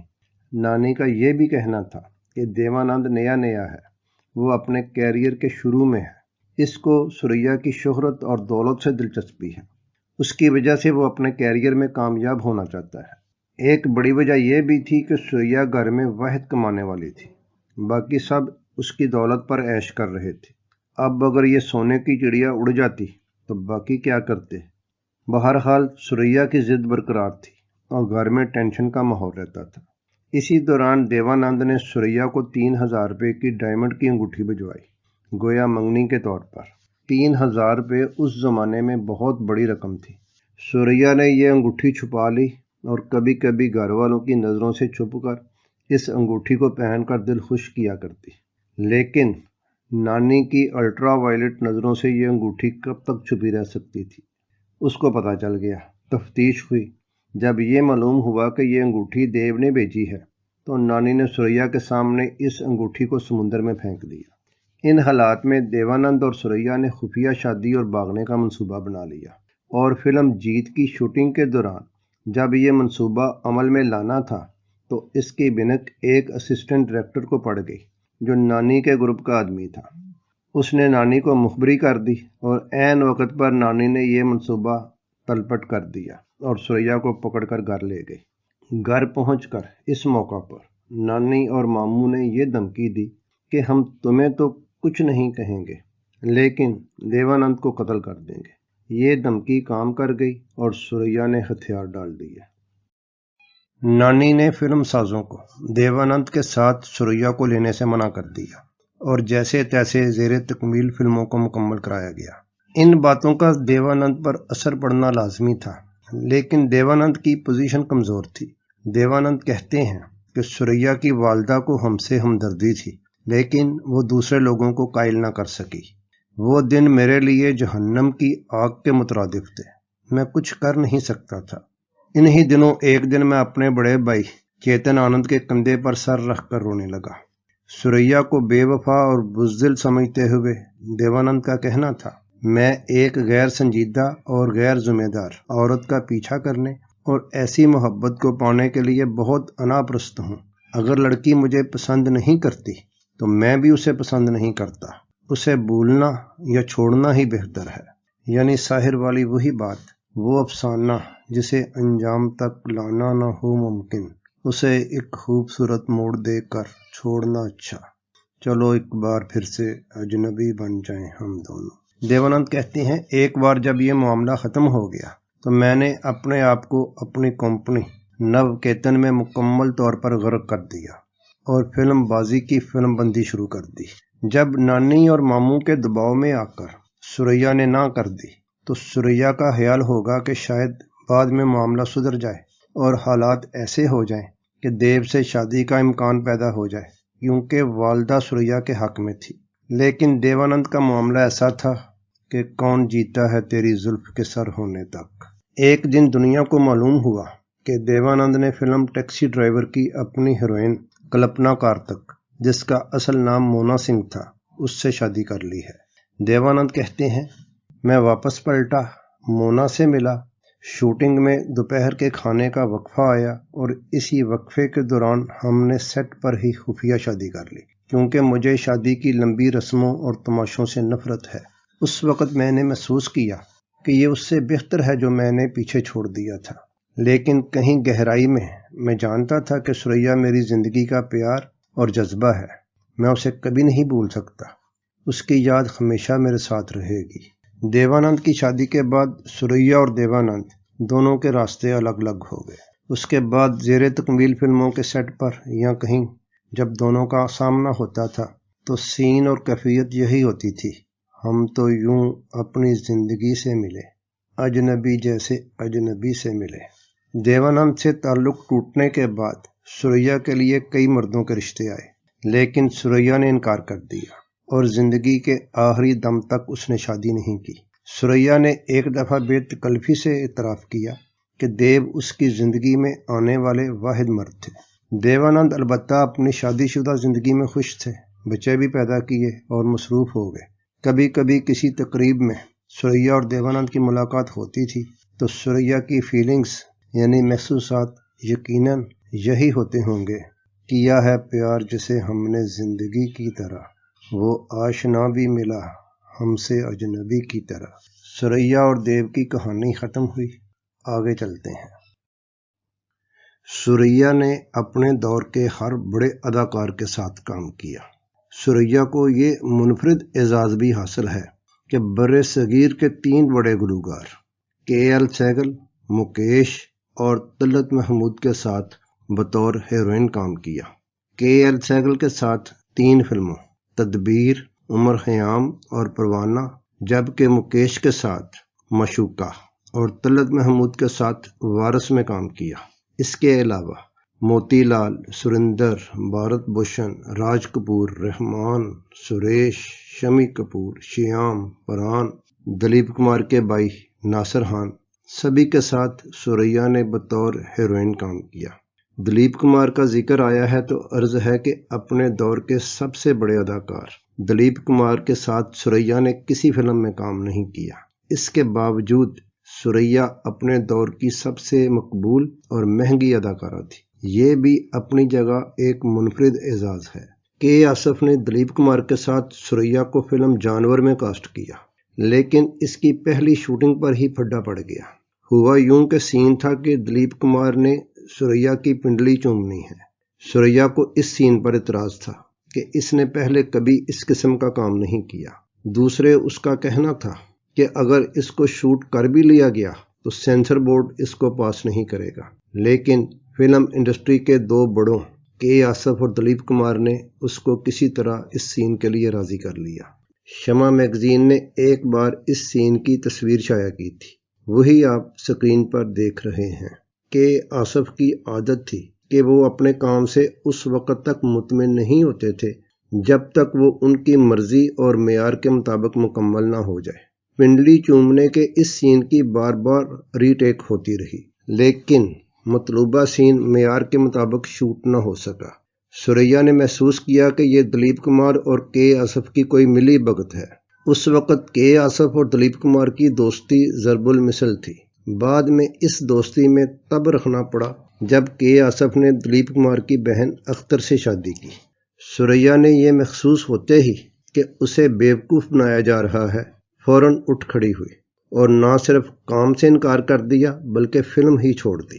سریا کو منانے کی بڑی کوشش کی گئی، لیکن جو عورت اپنی ضد اور انا کی وجہ سے ساری عمر غیر شادی شدہ رہنا پسند کرے، اس کے سامنے دلیپ کمار اور کے آصف کی بھی کوئی حیثیت نہیں تھی۔ چنانچہ یہ فلم صرف نام کی حد تک ہی رہی اور کبھی مکمل نہ ہو سکی۔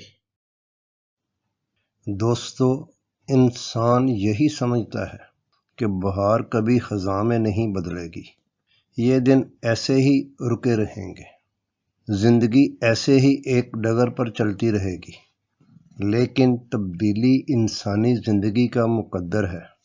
ایک تبدیلی انسان کے جسم میں رونما ہوتی رہتی ہے، بچپن، لڑکپن، جوانی، بڑھاپا، اور ایک تبدیلی حالات میں پیدا ہوتی رہتی ہے، عروج، زوال، کبھی اچھے کبھی برے حالات، اور ایک تبدیلی زمانے، دور، معاشرے میں بھی رونما ہوتی رہتی ہے۔ ثبات ایک تغیر کو ہے زمانے میں، لیکن یہ تبدیلیاں آہستہ آہستہ ایسے ہوتی ہیں کہ انسان کو پتہ ہی نہیں چلتا۔ صبح آتی ہے، رات جاتی ہے، یوں ہی وقت چلتا ہی رہتا ہے، رکتا نہیں، ایک پل میں یہ آگے نکل جاتا ہے، آدمی ٹھیک سے دیکھ پاتا نہیں اور پردے میں منظر بدل جاتا ہے۔ سریا کی زندگی میں پہلی بڑی تبدیلی یہ آئی اور منظر یوں بدلا کہ فرشتہ اجل آیا اور نانی بادشاہ بیگم کو ساتھ لے گیا۔ بادشاہ بیگم نے ایک بادشاہ ہی کی طرح حکومت کی، لیکن اس کی بادشاہت کا حلقہ صرف سریا یا اس کی ماں تک ہی محدود تھا۔ جہاں تیمور، سکندر، بابر، اکبر جیسے بادشاہ نہ رہے تو بادشاہ بیگم نے بھی ایک دن جانا ہی تھا۔ سریا کی نانی بادشاہ بیگم ایک جہاں دیدہ عورت تھی۔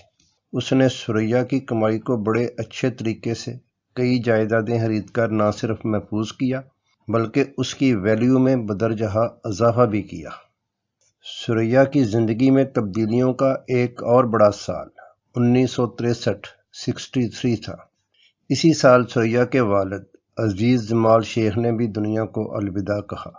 اب پیچھے رہ گئے ثریا، اس کی والدہ، اس کے ماموں ظہور اور ماموں کی فیملی، بیوی بچے۔ ثریا کی نانی بادشاہ بیگم کی روح ثریا میں حلول کر چکی تھی۔ اب گھر میں وہی بادشاہ تھی۔ اب بادشاہ بیگم کی طرح بجائے ماموں کے یا ماں کے صرف ثریا کی حکومت تھی۔ اس کا روب تھا، اسی کا حکم چلتا تھا۔ ماموں ظہور اور اس کی فیملی ثریا پر ڈپینڈڈ تھی۔ اب حساب الٹ ہو گیا، بجائے ماموں کے اب ثریا ماموں پر حاوی تھی۔ ثریا نے حکم دیا کہ اب تم لوگوں کا وقت پورا ہوا، اب چھٹی کرو۔ چنانچہ ظہور اور اس کی فیملی نے بمبئی کیا بلکہ ہندوستان ہی کو چھوڑا اور مستقل پاکستان آ گئے۔ یہ بھی 1963 ہی کا سال تھا۔ میں یہاں پر برسبیل تذکرہ عرض کر دوں کہ ظہور صاحب نے 70 کی دہائی میں کراچی کے رسالہ رومان میں اپنی یادداشتیں تحریر کی تھیں۔ میرے پاس ان رسالوں کی کاپیاں موجود تھیں، لیکن وقت کے ساتھ کچھ کو دیمک کھا گئی اور کچھ ادھر ادھر۔ 40-50 سال پرانی بات ہے۔ اس وقت کبھی ذہن میں نہیں تھا کہ کبھی کوئی یوٹیوب وغیرہ کو شروع ہوگا، ورنہ آپ کی دلچسپی کے لیے ان چیزوں کو سنبھال کر رکھا جاتا۔ ظہور صاحب کا انتقال بھی پاکستان ہی میں ہوا۔ ظہور صاحب کی وفات سے کچھ عرصہ پہلے لاہور کے جناب منیر احمد منیر، جو کتابوں کی پبلشنگ کا ادارہ آتش فشاں کے مالک ہیں، انہوں نے کئی نشستوں پر مشتمل ظہور صاحب سے سوالن جواباً انٹرویو کیا تھا، جو کئی آڈیو کیسٹس پر ریکارڈ کیا گیا تھا۔ ہم ہی سو گئے داستاں کہتے کہتے، اس ٹائٹل کے تحت اس انٹرویو پر مشتمل کتاب کا اعلان کیا گیا تھا، لیکن پھر یہ منصوبہ بیچ ہی میں بلکہ بالکل شروع ہی میں چھوڑ دیا گیا اور منیر صاحب ادھر ادھر کے کاموں میں مصروف ہو گئے۔ میری منیر صاحب سے دوستی ہے، بات ہوتی رہتی ہے۔ میں ان کو کہتا ہوں کہ جو مواد آپ نے کیسٹس پر رکھا ہوا ہے وہ ضائع ہو سکتا ہے، کیونکہ وقت کے ساتھ ساتھ کیسٹس پر نمی آ جاتی ہے۔ منیر صاحب نے کہا تو ہے کہ وہ اس پر کام شروع کریں گے، مگر اس کا امکان کم ہی ہے، کیونکہ بنیادی طور پر یہ انٹرویو کتاب کے لیے لیا گیا تھا۔ اب کتابوں کی پبلشنگ گھاٹے کا سودا ہو گیا ہے۔ بہرحال ذکر ہو رہا تھا 1963 کا۔ 1963 ہی میں ثریا کی فلم رستم سہراب ریلیز ہوئی۔ اس کے ساتھ ہی ثریا نے فلمی دنیا سے ریٹائرمنٹ کا اعلان کر دیا۔ اس وقت سینماؤں پر رستم و سہراب نے کامیابی کے جھنڈے گاڑے ہوئے تھے اور فضاؤں میں اسی فلم کا گانا گونج رہا تھا، یہ کیسی عجب داستاں ہو گئی ہے، چھپاتے چھپاتے بیاں ہو گئی ہے۔ ثریا نے جب ایک بار ریٹائرمنٹ کا فیصلہ کر لیا تو بہت سی پرکشش پیشکشوں کے باوجود اسے واپس نہیں لیا۔ وقت نے بھی ثابت کیا کہ اس کا یہ فیصلہ صائب اور درست تھا، کیونکہ مدھو بالا، مینا کماری، گیتا بالی، وحیدہ رحمان جیسی باصلاحیت، خوبصورت اور ایک سے بڑھ کر ایک اداکارائیں اب فلمی دنیا کے افق پر چھائی ہوئی تھیں۔ ثریا نے چونکہ اداکاری کے ساتھ ہی گلوکاری بھی چھوڑ دی تھی۔ اس کا اثر بھی فلمی دنیا پر اس لیے نہیں پڑا کہ لتا جیسی نئی سروں کی ملکہ نے دھوم مچائی ہوئی تھی۔ دیوانند سے تعلق ٹوٹنے کے بعد ثریا کے گھریلو حالات تلخ ہونے کی وجہ سے ثریا سے کئی فلمیں پہلے ہی چھوٹ چکی تھیں، جن میں بلاک بسٹر فلم انارکلی بھی تھی، جس میں ثریا کی جگہ بینا رائے کو کاسٹ کر لیا گیا تھا۔ ثریا کے طبی مسائل بھی شروع ہو چکے تھے، جن میں لو بلڈ پریشر کا مسئلہ بھی تھا۔ ان حالات میں ثریا کا ریٹائرمنٹ کا فیصلہ درست اور صائب تھا۔ ثریا کا کہنا تھا کہ اس کی خواہش ہے کہ لوگ اسے اسی طرح یاد رکھیں جیسا کہ وہ اپنے عروج کے دور میں تھی، اور ایسا ہی ہوا۔ ثریا نے فلمی دنیا میں اپنا زوال نہیں دیکھا اور بھرا ہوا میلہ ہی چھوڑا۔ ثریا کی نانی کے انتقال اور ماموں ظہور اور اس کی فیملی کے پاکستان جانے کے بعد کرشنا محل یعنی ثریا کے گھر میں اب صرف ثریا اور اس کی ماں ہی رہ گئے تھے۔ ثریا کے فلمی دنیا چھوڑنے کے 12 سال بعد 1977 میں اس وقت کی مشہور اداکارہ سلکھشنا پنڈت نے سریا سے گھر پر ملاقات کی۔ سلکھشنا پنڈت کو سریا ثانی بھی کہا جاتا رہا ہے، کیونکہ سریا کی طرح سلکھشنا بھی خوبصورت ہیروئن اور سریلی آواز کی مالک تھی۔ ان دنوں سلکھشنا کا بھی عروج تھا۔ مختصر سی بات سلکھشنا پنڈت کے بارے میں بھی کر لیتے ہیں۔ سلکھشنا پنڈت سنجیو کمار سے شادی کرنا چاہتی تھی، لیکن سنجیو کمار کا خیال تھا کہ ان کے خاندان میں دل کا مرض ہے اور خاندان کے مرد زیادہ لمبی عمر تک نہیں جیتے۔ اس خیال کے زیر اثر سنجیو کمار سلکھشنا سے شادی کے سلسلے میں تذبذب کا شکار تھے۔ سنجیو کمار کا خیال درست نکلا اور وہ صرف 47 سال کی عمر میں 1985 میں ہارٹ اٹیک کے باعث یہ دنیا چھوڑ گئے۔ سنجیو کمار کی موت کا سلکھشنا نے بہت اثر لیا۔ وہ مختلف نفسیاتی اور طبی مسائل کی زد میں آ گئی۔ ہم ان کی صحت یابی کی دعا کے ساتھ سریا کے ساتھ ان کی ملاقات کا احوال اور جو انٹرویو وہ آپ کی خدمت میں پیش کرتے ہیں۔ سلکھشنا کی سریا سے اس ملاقات کا احوال ایک میگزین نے ایک انٹرویو کی شکل میں سوالن جواباً چھاپا تھا۔ یہ دلچسپ انٹرویو آپ کی خدمت میں پیش ہے۔ سلکھشنا: جب آپ اتنی مقبول تھیں تو آپ نے فلمی دنیا کیوں ترک کر دی؟ سریا: میں اپنی زندگی سے تنگ تھی۔ میں 9 برس کی عمر سے فلموں میں کام کرنے لگی تھی۔ میرا وزن بہت جلدی بڑھتا تھا، اس لیے مجھے برابر ڈائٹنگ کرنی پڑتی تھی۔ سلکھشنا: مگر آپ کو کیا اس شہرت اور گلیمر کی یاد نہیں آتی؟ سریا: نہیں، بالکل نہیں، میں تو پہلے ہی چھوڑ دیتی، مگر میرے گھر والوں کو تھوڑا لالچ تھا۔ وہ کہتے تھے تمہارا نام ہے، تمہاری شہرت ہے، تم کام کرو اور پیسے کماؤ۔ میں ان کو خوش کرنے کے لیے کام کرتی رہتی۔ اب میں اپنی زندگی بخوشی گزار رہی ہوں۔ میں گھومتی پھرتی ہوں، شاپنگ کرتی ہوں۔ بنیادی طور پر میں ایک خانہ دار خاتون ہوں۔ سلکھشنا: خانہ داری سے مطلب آپ کا شادی ہے یا صرف گھر؟ سریا: شادی نہیں، کبھی نہیں۔ پہلے بھی لوگ مجھ سے کہتے تھے دوسری اداکارائیں شادی کی وجہ سے فلمی دنیا ترک کر دیتی ہیں۔ جب آپ شادی نہیں کر رہی ہیں تو فلمی دنیا کیوں چھوڑ رہی ہیں؟ میں نے دیکھا کہ ہر اداکارہ جو شادی کی وجہ سے فلمی دنیا ترک کر دیتی ہے وہ فلموں میں دوبارہ واپس آ جاتی ہے۔ یہاں تک کہ نرگس نے بھی شادی کے بعد فلم رات اور دن میں کام کیا۔ میں اکیلی اداکارہ ہوں جو فلم لائن ترک کرنے کے بعد اس دنیا میں واپس نہیں گئی۔ میں جانتی تھی ہر چیز کا ایک وقت ہوتا ہے۔ ہر آرٹسٹ ایک دور میں شہرت کی بلندی پر ہوتا ہے، اس کے بعد دھیرے دھیرے اس کی مقبولیت میں کمی آتی جاتی ہے، اس لیے وقت آنے سے پہلے چھوڑ دینا بہتر ہے۔ سلکھشنا: اب آپ اپنے آپ کو کیسے مصروف رکھتی ہیں؟ سریا: بہت سے کام ہیں کرنے کو۔ میں ایک امن پسند عورت ہوں۔ اکثر میں اپنے گھر لوناوالا جاتی ہوں، وہاں وقت گزارتی ہوں۔ میں اپنے زیورات خود ڈیزائن کرتی ہوں، اپنے کمروں کو خود سجاتی ہوں۔ میں نہ بور ہوتی ہوں نہ خود کو تنہا محسوس کرتی ہوں۔ سلکھشنا: اس کا مطلب ہے کہ آپ کے نزدیک شادی ضروری نہیں ہے؟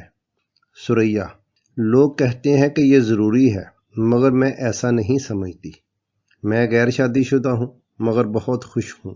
میرے خیال میں وہی لڑکیاں شادی کی خواہشمند ہوتی ہیں جن کی گھریلو زندگی خوشگوار اور محفوظ نہیں ہوتی، اس لیے وہ شادی کو ذریعہ نجات سمجھتی ہیں۔ میری زندگی محفوظ ترین ہے اور میرے پاس ہر وہ چیز ہے جو دولت سے خریدی جا سکتی ہے، پھر میں شادی کیوں کروں؟ اس کے برعکس بہت سی میری شادی شدہ سہیلیاں پریشان اور ناخوش ہیں۔ سلکھشنا: مگر کیا آپ نے کبھی عشق نہیں کیا؟ اور دیوانند صاحب کا کیا قصہ ہے؟ سریا: اس وقت میں 15 سال کی تھی۔ میرے گھر والے بہت قدامت پسند تھے اور مجھ میں بغاوت کرنے کی ہمت نہیں تھی۔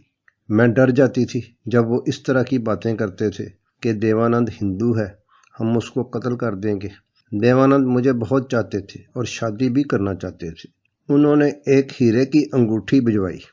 میری نانی کو پتہ چل گیا اور انہوں نے اس انگوٹھی کو سمندر میں پھینک دیا۔ مجھے بہت برا لگا اور خاص طور پر یہ جان کر کہ دیوانند نے یہ انگوٹھی قرض لے کر خریدی تھی۔ سلکھشنا: کیا وہ آپ کے پسندیدہ ایکٹر تھے؟ سریا: گریگری پیک میرے پسندیدہ اداکار تھے۔ دیوانند ان کی نقل کرتے تھے۔ لوگ کہتے تھے ان دونوں میں مشابہت تھی، مگر میں نہیں سمجھتی کہ گریگری پیک تو گریگری پیک تھے۔ سلکھشنا کا سریا کے ساتھ انٹرویو کے بعد اب سریا کی زندگی کا ایک اور مختصر سا انٹرویو بھی پیش ہے، جو کہ سریا کی زندگی کا شاید آخری انٹرویو ہے، اور یہ انٹرویو سلکھشنا کے انٹرویو کے 5 سال بعد لیا گیا۔ یہ انٹرویو بھی ایک ملاقات ہی کا حوال ہے۔ یہ ملاقات شمع دہلی کے ایڈیٹر جناب ادریس دہلوی نے سریا کے ساتھ ان کے گھر پر کی تھی، اور اس ملاقات کا بیک گراؤنڈ یعنی پس منظر یہ تھا کہ دسمبر 1981 کے شمع میں شباب نامی ایک خاتون جرنلسٹ کا ایک مضمون شائع ہوا تھا، جو تھا تو رینا رائے کے بارے میں، لیکن اس میں سریا کا بھی ذکر آ گیا۔ سریا کے بارے میں کہا گیا کہ وہ بہت موٹی ہو گئی ہیں، پھول جیسا جسم گوشت کا پہاڑ بن گیا ہے۔ سریا کی والدہ اور ان کے خاندان کے بارے میں لکھا گیا کہ سریا ایک ایسے پنچھی کی زندگی جی رہی تھی جو سونے کے پنجرے میں بند ہو، اور اس کی چابیاں سریا کے ہاتھ میں نہیں تھیں۔ سریا اور اس کی والدہ نے شباب کے اس مضمون پر ناپسندیدگی کا اظہار کرتے ہوئے ادریس دہلوی سے رابطہ کیا اور شکایت کی۔ اس پس منظر میں جناب ادریس دہلوی نے سریا اور اس کی والدہ سے ملاقات کی، جس کا احوال فروری 1982 کے شمع میں شائع ہوا۔ ادریس دہلوی شمع میں مسافر کے قلمی نام سے ستاروں کی دنیا لکھا کرتے تھے۔ ادریس دہلوی صاحب بھی 2001 میں یہ دنیا چھوڑ گئے۔ ہم ان کی مغفرت کے ساتھ سریا کے ساتھ ان کا لیا گیا انٹرویو آپ کی خدمت میں پیش کرتے ہیں۔ شمع دسمبر میں شائع شدہ آرٹیکل رینا رائے کا کیا ہوگا سے متعلق مسافر کو ایک اور شکایت ملی۔ یہ شکایت تھی سریا کی۔ سریا کا کہنا تھا کہ بات رینا رائے کی تھی، مجھے اس میں کیوں کھینچ لیا گیا۔ سریا سے مسافر کی یہ ملاقات سریا کے ہی گھر پر ہوئی تھی، اس لیے ایک شام مسافر ادھر پہنچ گیا۔ وہاں سریا سے ملاقات ہوئی، اس کی والدہ سے ملاقات ہوئی، اور ایک بہت ہی پرتکلف چائے سے خاطر تواضع ہوئی۔ مسافر نے دوران گفتگو سریا سے پوچھا کہ وہ اتنے عرصہ اتنی مصروف رہنے کے بعد اب ریٹائرمنٹ کی زندگی کس طرح گزار رہی ہے۔ سریا نے بتایا کہ میں پہلے سے زیادہ خوش ہوں، اپنی نیند سوتی ہوں، اپنی نیند اٹھتی ہوں، دماغ پر کوئی بوجھ، گھبراہٹ اور خام خواہ کی کوئی پریشانی نہیں ہے۔ لونا ولا میں میری اپنی زمین ہے، جائیداد ہے، اسی کی دیکھ بھال سے فرصت نہیں ملتی۔ لوگ تو اب بھی اداکاری کی آفرز لے کر آتے ہیں، موسیقار پلے بیک دینے کے لیے کہتے ہیں، زور دیتے ہیں، مگر میں ان سب چیزوں کو چھوڑ چکی ہوں اور دوبارہ جانا نہیں چاہتی۔ آپ شادی کے بارے میں نہیں سوچتی؟ شریک زندگی کی تو ضرورت ہوتی ہی ہے، ادھر سوچنے کا وقت ہی نہیں ملتا۔ میں اپنی دنیا میں خوش ہوں، مگن ہوں، اس میں کوئی تبدیلی نہیں چاہتی۔ شادی کروں، اس سے مزاج ملے یا نہ ملے، یہ خطرہ کیوں مول لوں؟ سریا کی والدہ نے، جو پاس ہی بیٹھی ہوئی تھیں، کہا، میں تو کب سے کہہ رہی ہوں کہ بیٹی جس سے تو چاہتی ہے شادی کر لے، ہمیں کوئی اعتراض نہیں ہے، مگر وہ کہتی ہے، اماں جی مجھے شادی ہی نہیں کرنی۔ دیوانند سے تو شادی ہو رہی تھی، وہ کیوں ہوتے ہوتے رہ گئی؟ مسافر نے سریا کی والدہ سے پوچھا۔ سریا اور دیو کی بہت دوستی تھی۔ سریا ان دنوں عروج پر تھی، کوئی ہیروئن اس کا مقابلہ نہیں کر سکتی تھی۔ دیوانند نیا نیا تھا، تب تک کوئی خاص نام اس نے نہیں کمایا تھا۔ سریا اور دیوانند کی جوڑی بن چکی تھی اور ان کی فلمیں کامیاب ہو رہی تھی۔ اس وقت دیوانند سریا سے شادی کرنا چاہتا تھا۔ سریا فلموں میں بے حد مصروف تھی، کوئی جواب نہیں دے سکی۔ دیو نے 2-2.5 سال تک سریا کا انتظار کیا اور پھر کلپنا کارتک سے شادی کر لی۔ سریا کی والدہ نے بتایا اور انگریزی کے ایک اخبار کا تراشا بھی دکھایا، جس میں دیوانند نے سریا کا ذکر کرتے ہوئے اخبار کے نمائندے کو بتایا تھا کہ ان دنوں میری اور سریا کی جوڑی بہت مقبول تھی۔ اخبارات ہمارے بارے میں ادھر ادھر کی گپ شپ نمک مرچ لگا کر چھاپا کرتے تھے اور لوگ مزے لے لے کر پڑھتے تھے۔ ایک اخبار نے تو یہاں تک بھی چھاپ دیا تھا کہ دیو اور سریا آگرہ جا رہے ہیں، جہاں وہ تاج محل میں چوری چھپے شادی کرنے والے ہیں۔ لوگ بس یہ جاننے کے لیے بےتاب رہتے تھے کہ دیو کی شادی سریا سے کب ہو رہی ہے۔ دیو کہتے ہیں کہ میں یہی کہہ سکتا ہوں کہ سریا مجھے پسند کرتی تھی اور میں یہی چاہتا تھا کہ ہماری جوڑی کبھی نہ ٹوٹے۔ ہم نے ایک ساتھ کئی فلموں میں کام کیا، مگر آخر جوڑی کو ٹوٹنا ہی پڑا، کیونکہ میں ان دنوں سریا کی طرح کوئی بڑا سٹار نہیں تھا۔ اس وقت مجھ سے بھی بڑے بڑے ہیرو تھے جن کے ساتھ پروڈیوسرز سریا کو لینا چاہتے تھے۔ سریا کے بارے میں اتنا ہی کہہ سکتا ہوں کہ سریا اپنے دور میں اتنی مشہور اور مقبول تھیں کہ آج تک اتنی شہرت کسی ہیروئن کو نہیں ملی۔ میں ہمیشہ اسی کوشش میں رہتا کہ کسی طرح سریا کے ساتھ کوئی فلم مل جائے۔ جب میرا وقت آیا، مجھے شہرت ملی، تب تک سریا نے فلمی دنیا ترک کر دی ہوئی تھی۔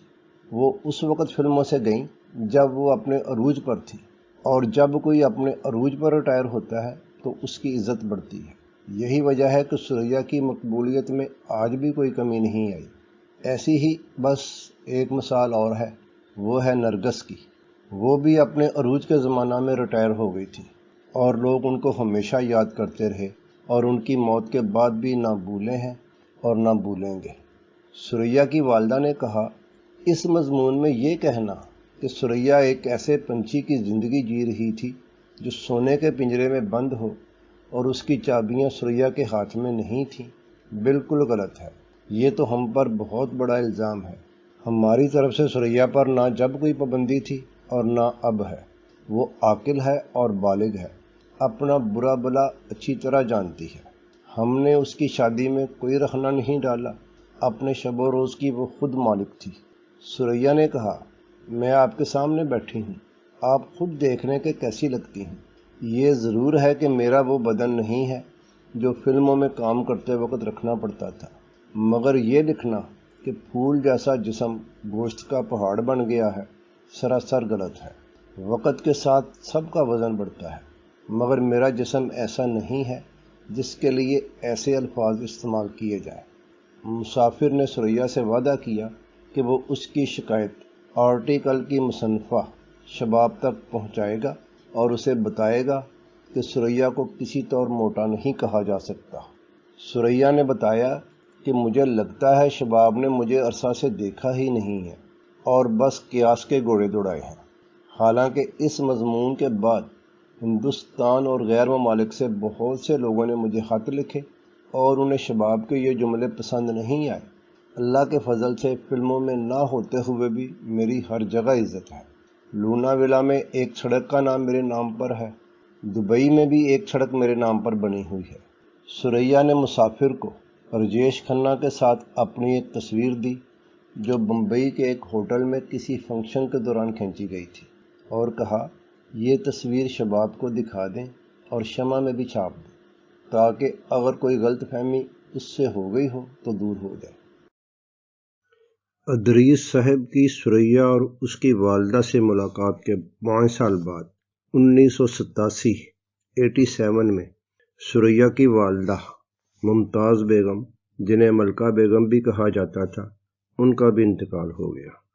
سریا کی نانی اور والدہ کا ہندوستان میں انتقال ہوا، جبکہ ماموں اپنی فیملی کے ہمراہ پاکستان چلے گئے ہوئے تھے۔ اس وجہ سے سریا ہندوستان میں بالکل تنہا ہو گئی۔ بمبئی جیسا کروڑوں کی آبادی والا شہر اور اسی شہر کے ایک فلیٹ میں اکیلی تنہا سریا۔ زندگی کی راہوں میں رنج و غم کے میلے ہیں، بھیڑ ہے قیامت کی اور ہم اکیلے ہیں۔ سریا محفلوں میں پہلے بھی بہت کم شرکت کرتی تھیں۔ والدہ کے انتقال کے بعد اب ان کا باہر نکلنا بالکل موقوف ہو گیا۔ ایک دفعہ انہوں نے سنیل دت کے ہاتھوں لائف ٹائم اچیومنٹ ایوارڈ وصول کیا تھا۔ 1982 میں جب نور جہاں انڈیا آئی تو ان کی محفلوں میں سریا نظر آتی تھی۔ اس کے بعد 1990 میں انہیں لتا کو دیے گئے لائف ٹائم اچیومنٹ ایوارڈ کی تقریب میں دیکھا گیا، جہاں سریا کے ہاتھوں سے لتا کو ایوارڈ دیا گیا۔ تنہائی کے اپنے مسائل ہوتے ہیں۔ جو لوگ شادی نہیں کرتے ان کے کچھ ایکسٹرا مسائل اور عوارض یعنی بیماریاں ہوتی ہیں، کیونکہ شادی شدہ انسان بیوی بچوں یا شوہر بچوں کے ساتھ مصروف رہتا ہے، اور مصروفیت بہت سی بیماریوں اور ڈپریشن کا حل ہے، جبکہ تنہائی ڈپریشن میں بھی اضافہ کرتی ہے۔ تنہا اکیلا انسان اپنے اچھے وقت کو یاد کرتا رہتا ہے جو کبھی لوٹ کر واپس نہیں آتا۔ ان سب عوامل کا اثر سریا پر بھی پڑنا لازمی تھا۔ وہ بھی مختلف طبی مسائل کا شکار ہو گئی جو کہ وقت کے ساتھ بڑھتے گئے۔ سریا کی والدہ ایک بہترین باورچی تھیں۔ جب تک وہ زندہ تھیں سریا کو من پسند کھانا مل جاتا تھا، لیکن والدہ کے انتقال کے بعد کھانے کا بھی مسئلہ ہو گیا، کیونکہ سریا کھانا پکانا تو درکنار پانی ابالنا تک نہیں جانتی تھی۔ کھانا پکانے کے لیے ایک ملازمہ رکھی گئی تھی جس کا کھانا اکثر سریا کو پسند نہیں آتا تھا۔ سریا ایک مکمل ڈیپینڈنٹ عورت تھی۔ نوکرانیوں پر سارا انحصار تھا، لیکن وہ صرف دن کو ہوتی تھی، رات کو اپنے گھر چلی جایا کرتی تھی۔ رات کو سریا اپنے کرشنا محل میں اکیلی ہوتی تھی۔ جب جگ سوئے ہم جاگیں، تاروں سے کریں باتیں۔ لیکن سریا کی خوش قسمتی اس کو کسی قسم کی مالی مشکل کا سامنا نہیں تھا، جیسا کہ عموماً بہت سی اداکاروں کو آخری عمر میں ہوتا ہے۔ اس نے اپنے بہت سے زیورات بیچ کر فکسڈ ڈپازٹ کرا رکھے تھے، جس کا اسے اچھا خاصا منافع مل جاتا تھا۔ اس کے علاوہ اسے اپنی جائیداد کا کرایہ بھی موصول ہوتا تھا۔ اس کی ایک اور بڑی خوش قسمتی کہ اس کے ہمسائے بڑے اچھے تھے۔ ان کے ساتھ سریا کا اپنی فیملی والا حساب تھا۔ سریا کے ہمسائے دیمت ٹھاکر ایک اچھے انسان تھے اور سریا کے اچھے وکیل بھی۔ ٹھاکر صاحب کی بیٹیاں سریا کے بہت قریب تھیں اور سریا کو ماں جیسا درجہ ہی دیتی تھیں۔ خصوصاً ٹھاکر صاحب کی بیٹی امبی سریا کے بہت قریب تھی۔ سریا اپنی دعائیں امبی سے ہی لیتی تھی۔ یہ گھرانہ اکثر سریا کو اس کی پسند کا کھانا بھی دیتا تھا اور اس کے دوسرے مسائل کا بھی مداوع کرتا تھا۔ اسی گھر میں سریا کے لیے ایک علیحدہ کمرہ بھی مخصوص تھا، جس میں سریا نے اپنی زندگی کے آخری 6 ماہ اسی خاندان کی نگرانی میں گزارے۔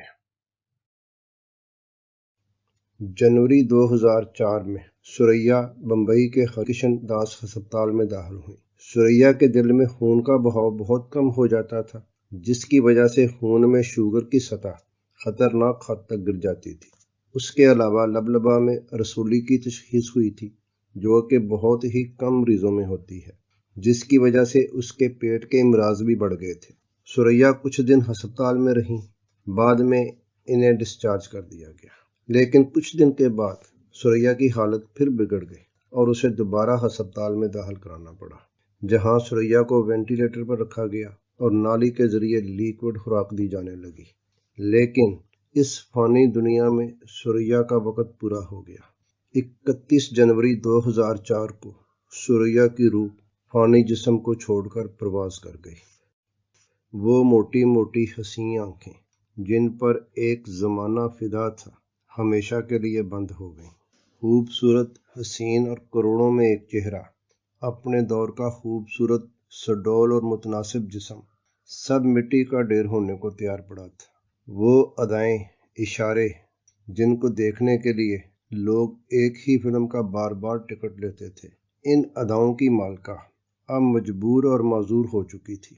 سریا کے وہ پرستار جن کی بھیڑ اس کے گھر کے باہر اس کی ایک جھلک دیکھنے کے لیے گھنٹوں انتظار کرتی تھی، آج معلوم نہیں وہ سب کدھر گئے، کیونکہ اب وقت بدل چکا تھا۔ سریا کا جنازہ جب کرشنا محل سے اٹھایا گیا تو بہت کم لوگ اس جنازے میں شامل تھے، سوائے دھرمیندر کے۔ فلم انڈسٹری کا کوئی اور قابل ذکر فرد جنازے میں شامل نہیں تھا، اور تو اور دیو آنند جن کے لیے سریا نے عمر بھر شادی نہیں کی، وہ بھی نہیں تھے۔ میری نماز جنازہ پڑھی غیروں نے، مرے تھے جن کے لیے وہ رہے وضو کرتے۔ سریا کو اس وقت کے بمبئی اور آج کے ممبئی کے مرین ڈرائیو کے بابا قبرستان میں سپرد حق کر دیا گیا۔ دیوانند کا کہنا تھا، مجھے اس کی موت پر بہت دکھ ہوا۔ میں اس کے جنازے میں اس لیے نہیں گیا کہ ماضی کی یادیں تازہ ہو جاتی۔ میں دور ایک فاصلے پر کھڑا روتا رہا۔ سریا کی وفات کے وقت ایک خبر کے مطابق اس کی جائیداد کی کل مالیت اس وقت کے 50 کروڑ تھی۔ اس کے علاوہ بینکوں میں جمع رقوم، فکسڈ ڈپازٹس اور گھر میں موجود زیورات اس کے علاوہ تھے۔ لیکن سب ٹھاٹھ پڑا رہ جائے گا جب لاد چلے گا بنجارا۔ سریا کی وفات کے فوراً بعد اس کی جائیداد کے بہت سے دعوے دار سامنے آئے۔ سب سے پہلے تو کرشنا محل کے سریا کے فلیٹ کے مین دروازے پر اشون شاہ اور اجیت زویری کی طرف سے ایک نوٹس چسپاں کر دیا گیا کہ ہم اس فلیٹ کے قانونی مالک ہیں، اور سریا 71 سال سے ان کی کرایہ دار تھی۔